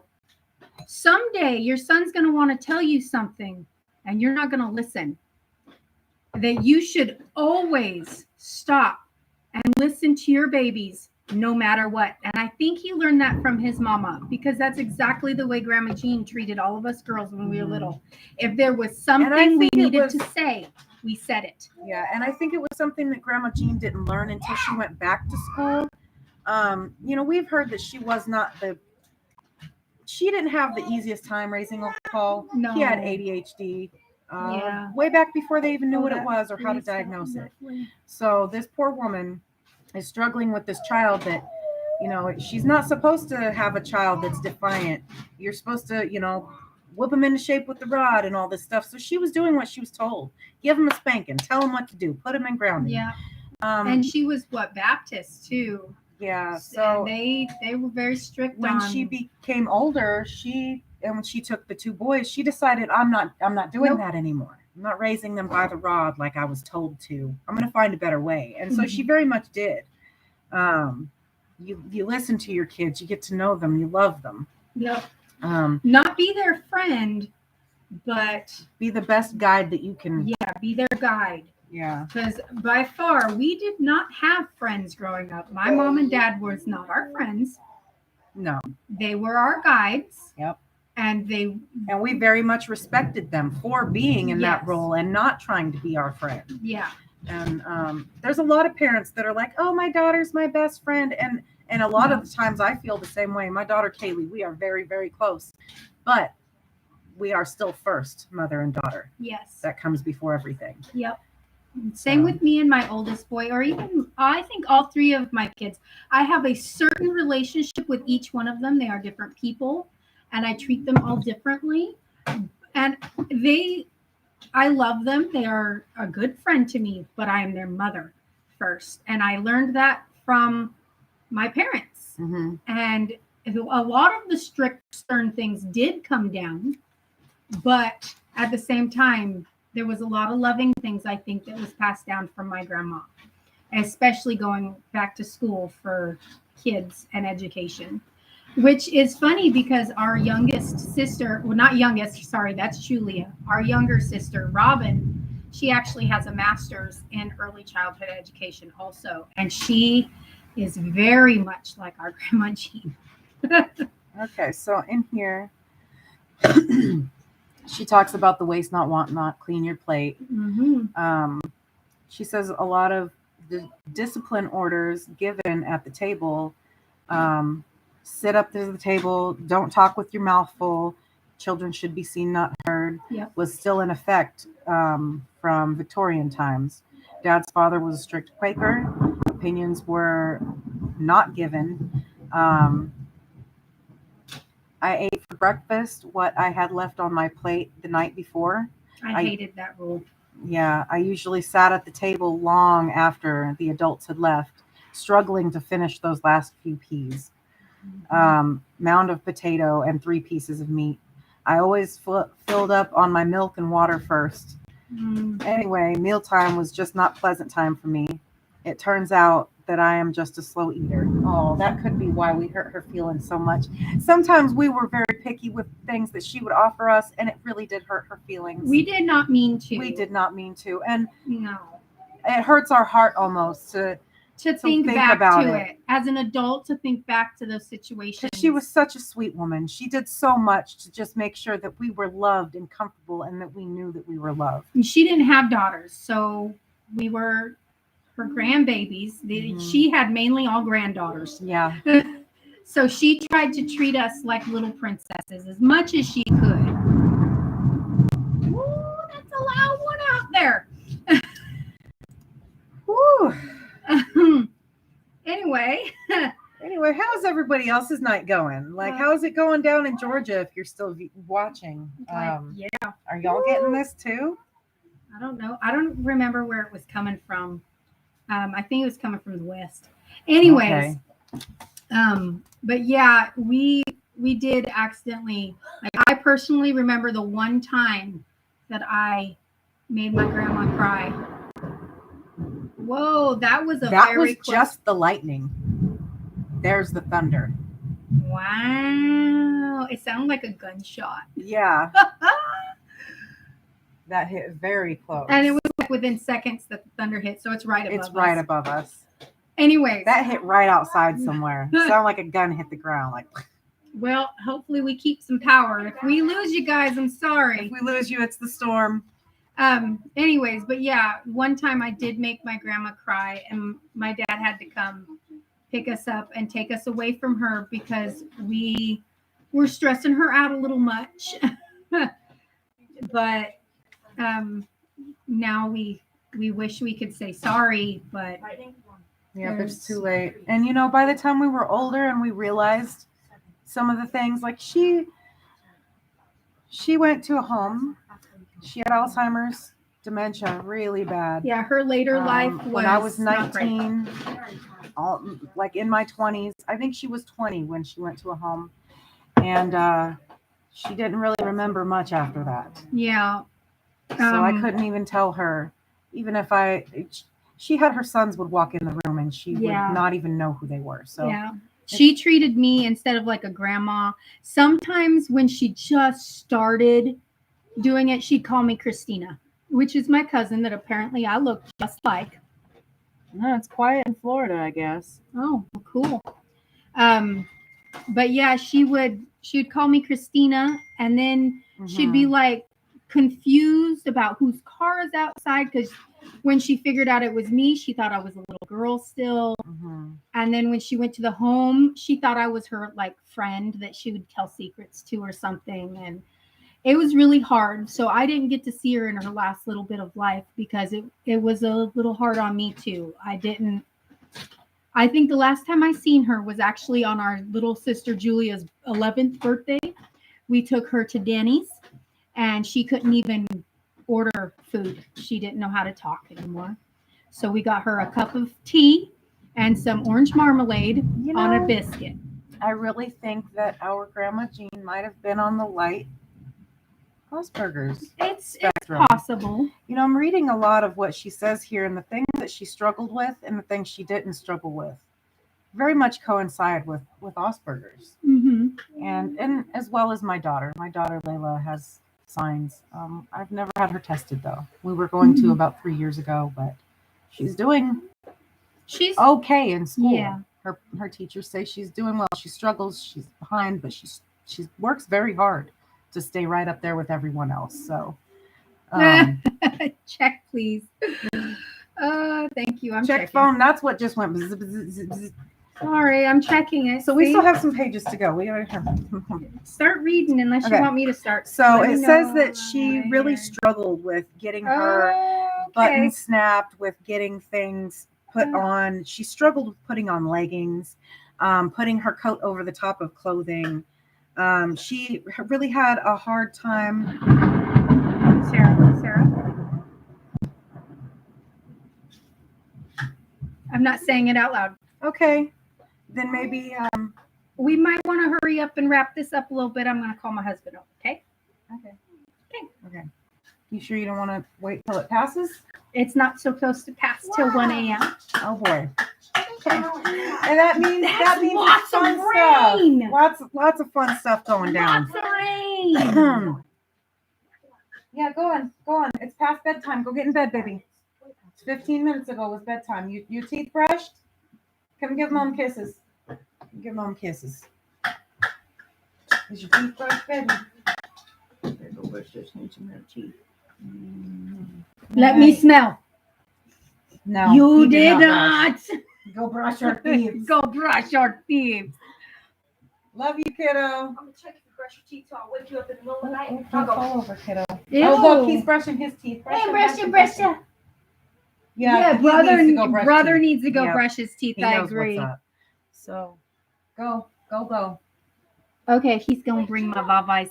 Okay. Anyways, So we got to kind of wrap this up. We are under a severe tornado warning right now. actually watch, as in it's gonna happen. And we're right under it, y'all. Can you kick that light right there, please? Just kick it off for me. Thank you. Thank you. It's been killing my eyes for hours. My glasses won't stay on my face. So Why yeah. does my hair floop? So it says that she really struggled with buckles and snaps. And if shoes had too many laces for her to tighten, or buckles or snaps, she had a very hard time with that. She had a hard time getting up and getting ready for school in the morning, which is something I still have a freaking mornings horrible. are not. I do not like mornings. I've never been a morning person. It takes too much for me to get together and out of the house for the day. But yes, it's something that I've always struggled with as well. So,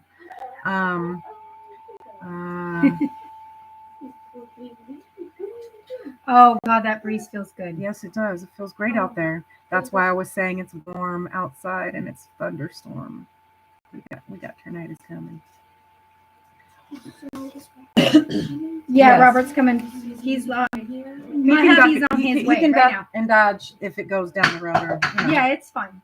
He's not scared of tornadoes anyway. He goes out there looking for them. He thinks they're pretty, but he's gonna be safe because he got my baby, Okay. and I might flip out on him.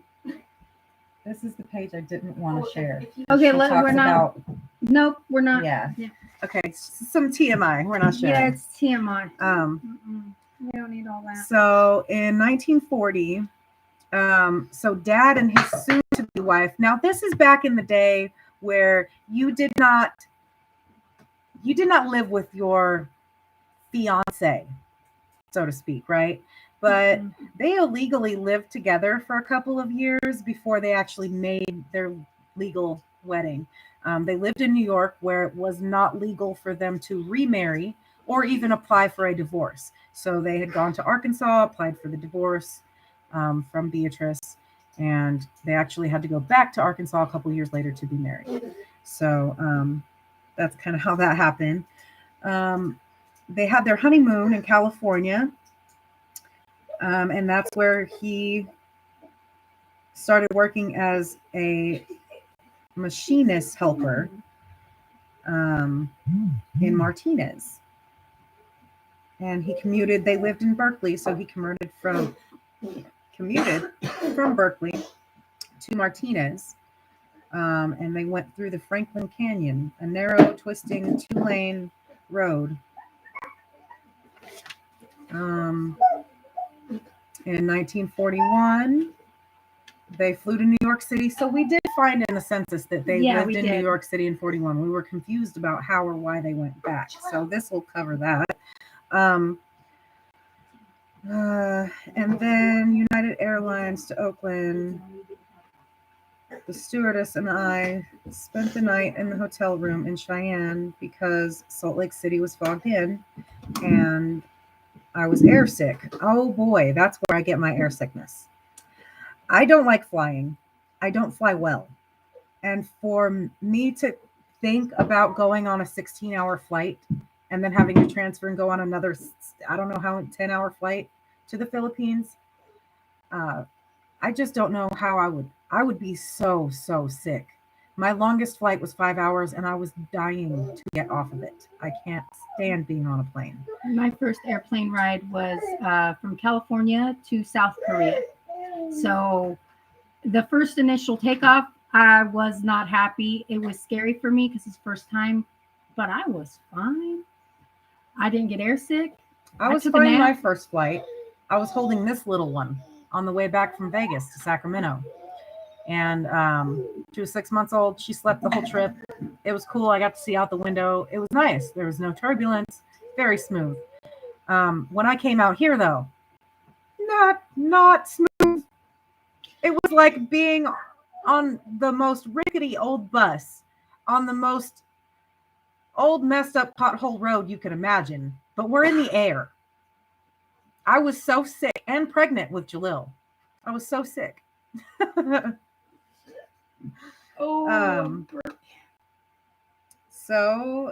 But thank you, Pamela, for prayers. I'm sure we'll be fine. Prayers be with you. I think we'll be all right. I think we'll be fine. It stopped. It's quiet. That's not a good thing. But we'll be all right. That's really not a good thing. If we start hearing a freight train, just know we're going to end this. Yeah, if we start running, don't worry. We'll be all right. It'll be my first tornado. So it's not good. Dad and V, so they called Veronica V. We're adjusting to each other and to me and the new environment. V was homesick. Dad was sweating out a new job. During this time, he suggested that I call her Mommy instead of V, which was hard for me. Many things happened here, including my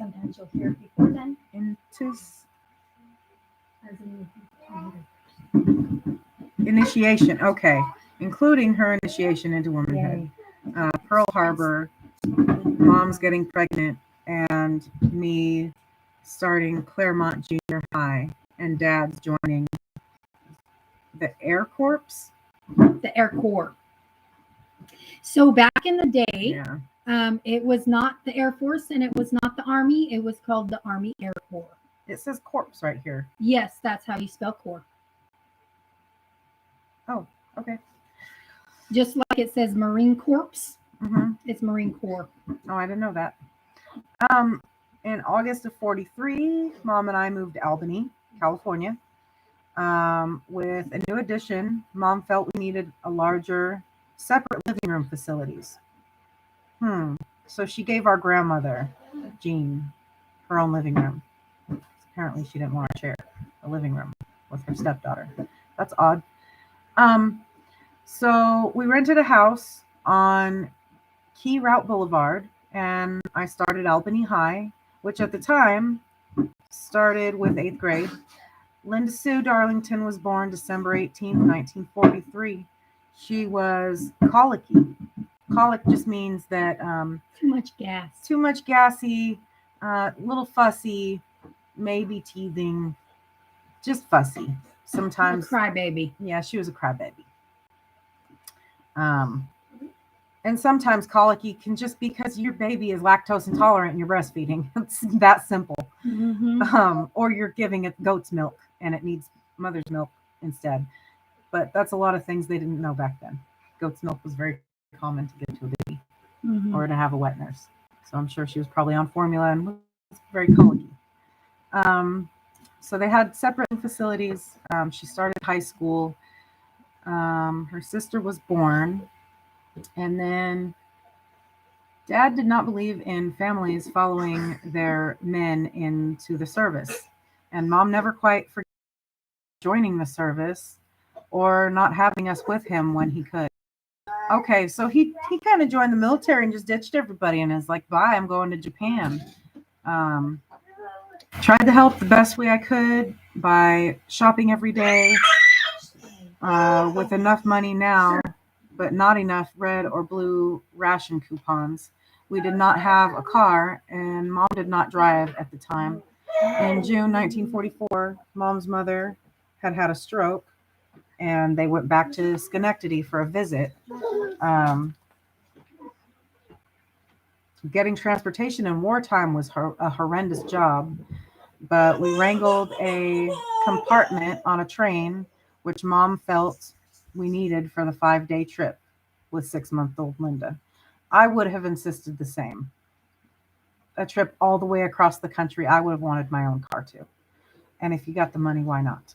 The baby arrived in the pink of health. I don't know if that's a saying back then. Maybe a peak. Yeah, maybe a peak. While mother and sister were haggard and hungry. We had one meal in the diner a day. One of us would stay with Linda while the other went to eat. Okay. One meal a day for the whole 5-day trip. That's crazy. Good thing she didn't like to eat a whole lot. Right. Living with the Ladens was another new experience. So the Ladens, that's Veronica's parents. That's Layden is her maiden name. So apparently they went back and lived with her step grandparents. Let's see. During the stay, Grandma Layden died. So they went back because Grandpa died, and during the stay, Grandma died. And I got the mumps the last 2 weeks of school and got a D in Latin. I spent 3 weeks with Mother during July as the result of the trial. Here, you wanna do this little paragraph? Okay. It's kind of hard to decipher some of it. It's not perfect text anymore. From Dad's bad experience with Mother, somehow I got the impression that being a woman was dirty, awful, troublesome, and emotional. I think he really wanted his son when I was born. He named me Jean, the feminine anglicized version of Eugene. Sorry, that was the word. Anglicized. All of his friends called him Jean, with a G. When I was little, to avoid confusion, I was called Baby Jean, and Dad was called Big Jean. Big Jean and Baby Jean. That's Some people who knew that me then still call me Baby Jean. Thanks to the women's movement and my own growth since my divorce, it has been only recently that I have been really comfortable with being a woman, that being a woman is a really neat thing. The beginning of feeling good about my womanhood came probably during my first pregnancy and birth of my first child. A man can't have a baby. My church has taught that woman is a subjection to her husband and to God's will. But Veronica Darlington somehow installed in the impression that women are special, that a person should feel their own personal worth, that you should go ahead and do what you think is right, no matter what other people think. She herself is a person of principle, although she does put a lot of stock in what the neighbors think. She was perhaps one of the original woman's libers. She was a liberator. She was a liberal. libertarian. Oh, Jesus. Could you liberal. imagine? And actually, I did do a little bit of research on Veronica. She registered as a Democrat in California on the census. She did. So very against the against the grain for her time. She refused to kowtow. What? K-O-W-T-O-W. Kowtow. Cater To what I my think dad or anyone else wanted. Yeah, on major issues. If it went against her principles. Yes, she stuck to her values. Stuck to her values and principles. That's good. She fought loudly and she used a word that's not usually used, vehemently or verbally, which him with him on many issues. She argued with him a lot. Being Irish helped. She was Irish. He married a crazy Irish woman. That's what he got. To be independent in our thinking and actions. We are. Yes. It seemed as though that because my family was small, I was active in more outside organizations.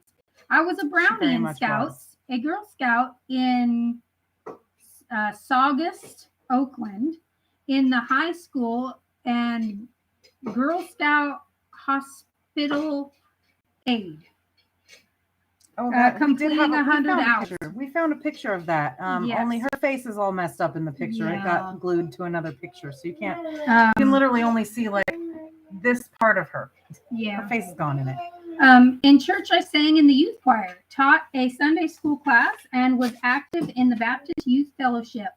During high school, I was also a member of the Bible group or Bible club, Job's Daughters, where I sang in the choir and was second messenger, and the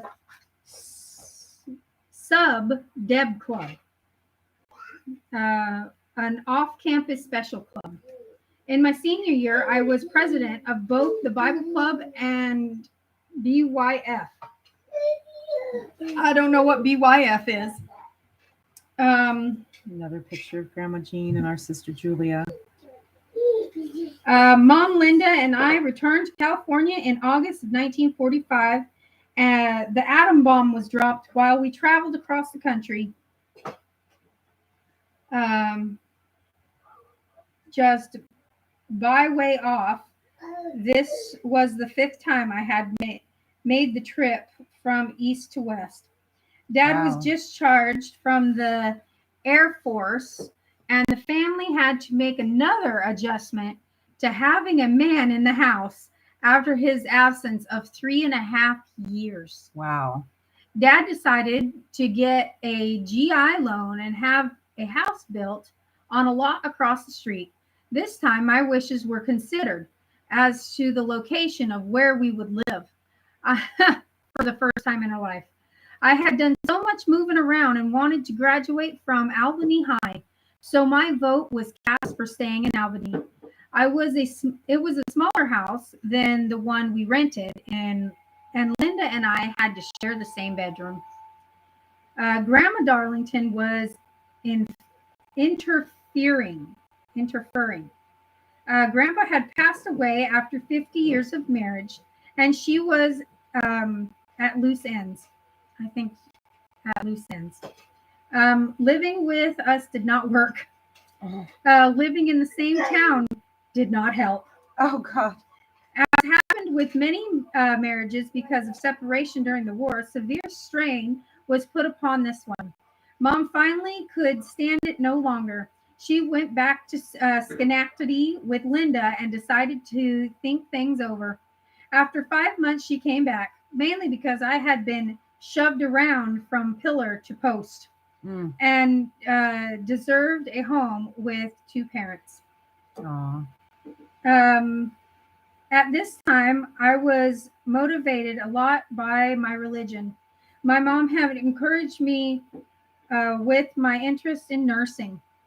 She felt I would make a good one, apparently, because whenever she was sick, I made a good nurse. And maybe she would have wanted to become one herself if she had had the opportunity. She did take a year's training course at the Unwed Mother and Baby Hospital run by the Catholic Church. She was a devout Catholic before she married Dad. When she was she did it when she was a young woman. She did volunteer Red Cross Hospital aid. She did Red Cross Hospital aid work while we lived in Oakland after Dad left for the service. Anyway, my courses were directed toward that goal in high school and college. I felt led to be a medical missionary in China. The year at San Francisco State was spent on pre-nursing courses. In June of 1949, just after the semester ended, I had promised the next door neighbor that I would help take care of her family and expected new baby during and after the delivery. There were clothes to be washed and dishes and floors to be scrubbed and hands to be washed before and after handling the baby. And I ended up with dermatitis on my hands. During this, I attended an orientation day for my nursing school at Merritt Hospital. They no longer have students there in Oakland, and was turned down for admission because of my hands. I had the same boyfriend from the first to the fourth grades, Anthony Poltensky. Then, when I lived in Saugus, a boy walked me back and forth to school. He wanted to take me on a picnic. But May Anderson would not allow it. At 15, I had a very brief romance in Schenectady before we left for California. A few months later, I played my first spin the bottle game at the birthday party. Shame on her. I started dating a boy from Texas whose parents had come out here. That's where her love of Texas shipyards. boys. That's her love of Texas boys.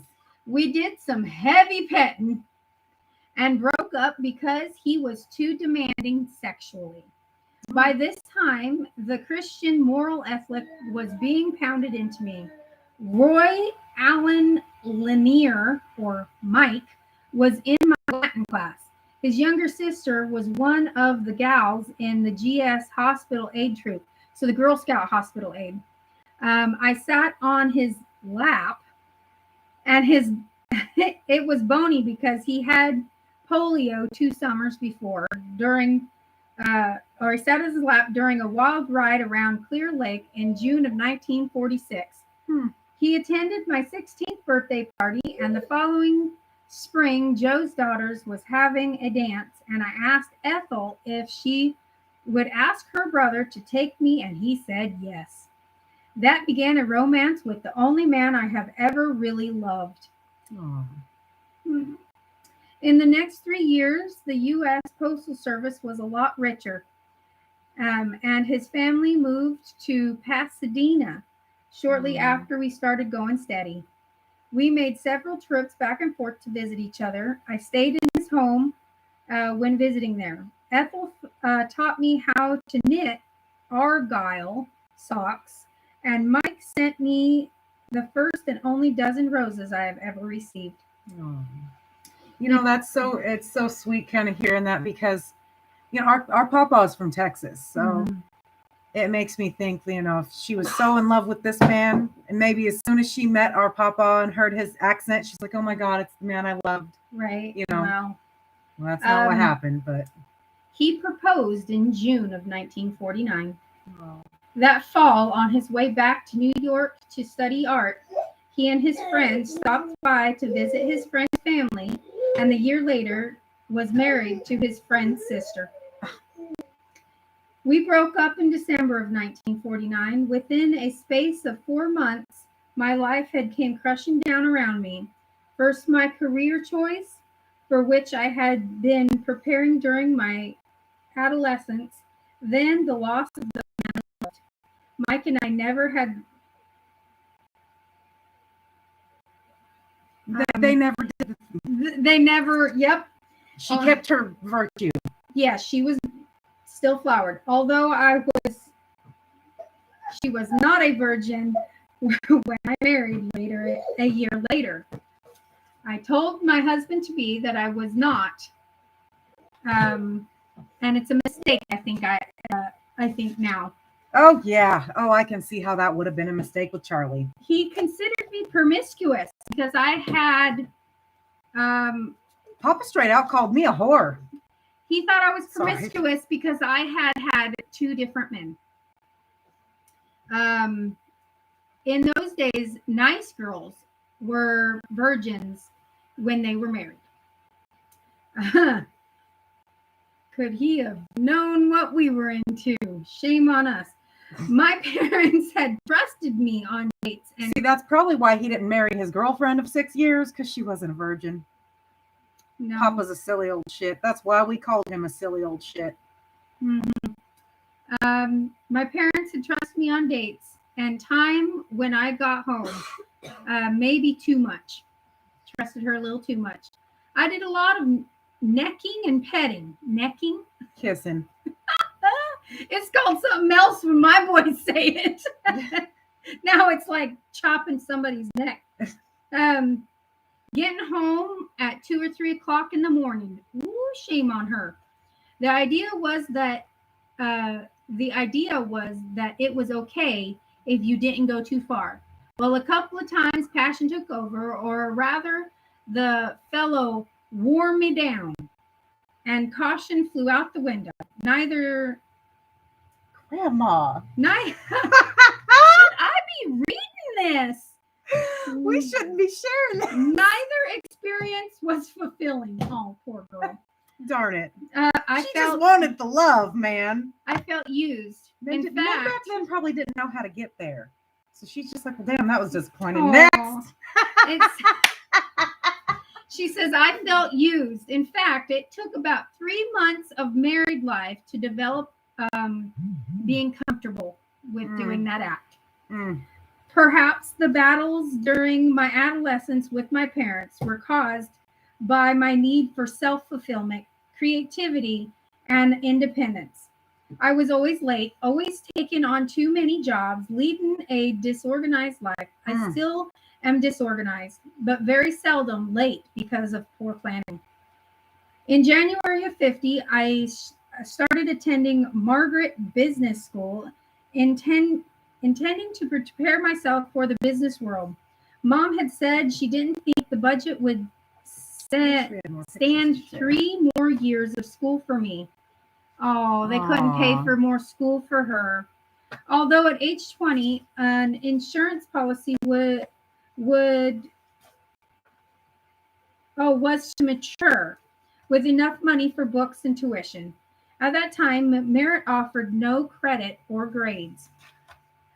You just took courses until you were qualified for a job. I attended for 9 months and never could type over 40 words per minute. Oh, that's not good. I got up to like 93 or 97 was like my normal. Our other grandma on our mother's side could do like 200 words a minute, like it was nothing. I forget. I think she said it was like 123 or something. Yeah, she was really 137. I forget. Grandma could type really fast. shorthand sure was not my forte. I lasted a month as a credit bureau counter cashier and file clerk. I married Charles Jefferson Smith, that's our papa, on December 9th of 1950. I won't go into detail here or why my marriage didn't work out. It lasted for the next 20 years, and we produced 4 healthy, active sons of average intelligence. I think they're pretty damn smart, even if she doesn't. Her father was a genius, so Yeah, for her to compare anybody to her father was just, he literally was a genius. Yeah, so that's a story about her, and that's what we really wanted to share is about our grandma tonight, and a little bit about, you know, our dad and where he came from. Like that's his mama. He learned a lot from his mama, and you know, we don't need to get into exactly like she said, why their divorce or their marriage didn't work or whatever. You know, and she's very, for her not to say what went down is very respectful. Like I respect her for it. It's a very respectable thing. Now, if our dad wants to give information on it, he was more there. We were not. So maybe you guys want to see a great opinion. picture? This is when our grandmother graduated college. Oh yeah, look at that handsome man. This is Brian. That's our daddy. And I don't know what year did she graduate. What year's on her diploma? Oh, that's a good question. This was at her graduation in San Francisco. That's a very good question. Let's see if we can open this. Is there a date on this thing? Should be a graduation year. I'm not sure. Dad, where's Daddy? Up here.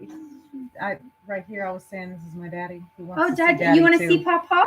You want to see Papa? And Papa, handsome Papa. Here, Papa. Is it you, Papa? Someday we'll be able to show him to you in real life. Yeah, Papa. Papa. We haven't met Papa yet. Yeah, sadly. Or Blake. Don't he look like Blake? Sadly, both of our youngest children has never met our daddy. Look like Blake.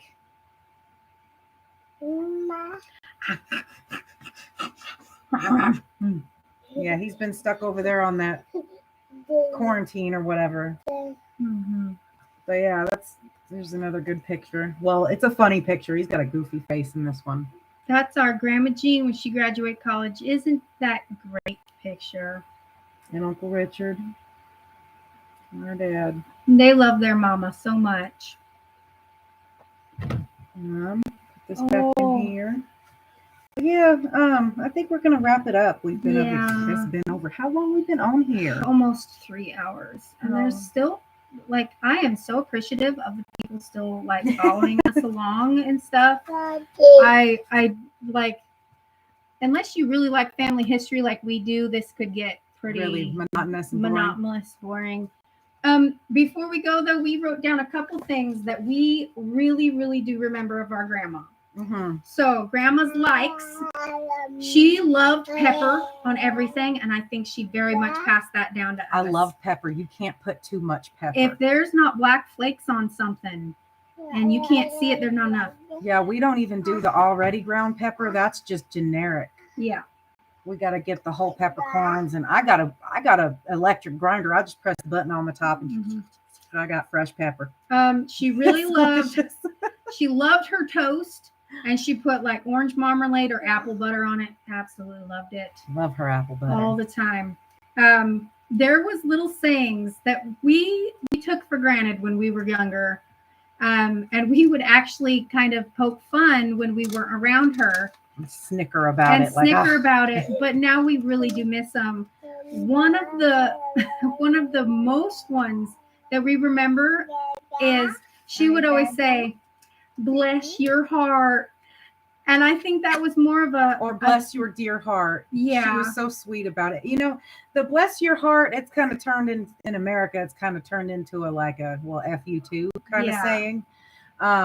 But back in the day, well, oh bless your dear heart. That was just it was a loving saying.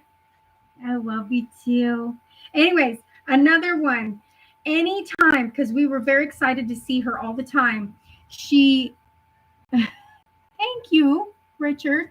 I think that's what it says. I am very far away. It Anyways, says, you are great daughters. Thank you. One of the things we always do to her is we tell her our stories about whatever it was. Like we cooked a batch of cookies and we did this and this and this, and she'd be, well, how about that? Well, how about that? That was her thing. Oh gosh. And we were kind of uncouth at the table. We were just uncouth children. Yeah. Our Like mom we was- were reading that you sat up at the table, that you held We yourself. still don't sit up. Our mom tried. It didn't happen. We were very elbows on the table kind of kids. Yeah, I'm gonna sit right here. No, kind of thing. So she would have us pull our elbows back and rest our forearm here on the table. And she'd have the saying, Sarah, strong and able, get your elbows off the table. A lot, all the time. All the time. Let's see. I don't know. There was a couple other sayings that she would do a lot, but those are the two that we really, really remember. She loved her Christianity. She loved teaching it. She was actually the librarian at her local church. And she took us years. there like any time that we could, and we'd sit there and we'd just read books in her little library. Mm-hmm. Things that she did a lot. She'd ride the bus everywhere. She's like, she took us on our first bus ride. We always played Chinese checkers with her, and she taught us different ways to play it. She played, I think it's called Mangala, where you take the marbles and you just put them all in the circles until you run out. I thought it was Mancala. I don't remember. And she taught us how to play rummy. Mm-hmm. Yep. And I think Papa taught us how to play tic-tac-toe and braid. Papa taught me how to braid hair.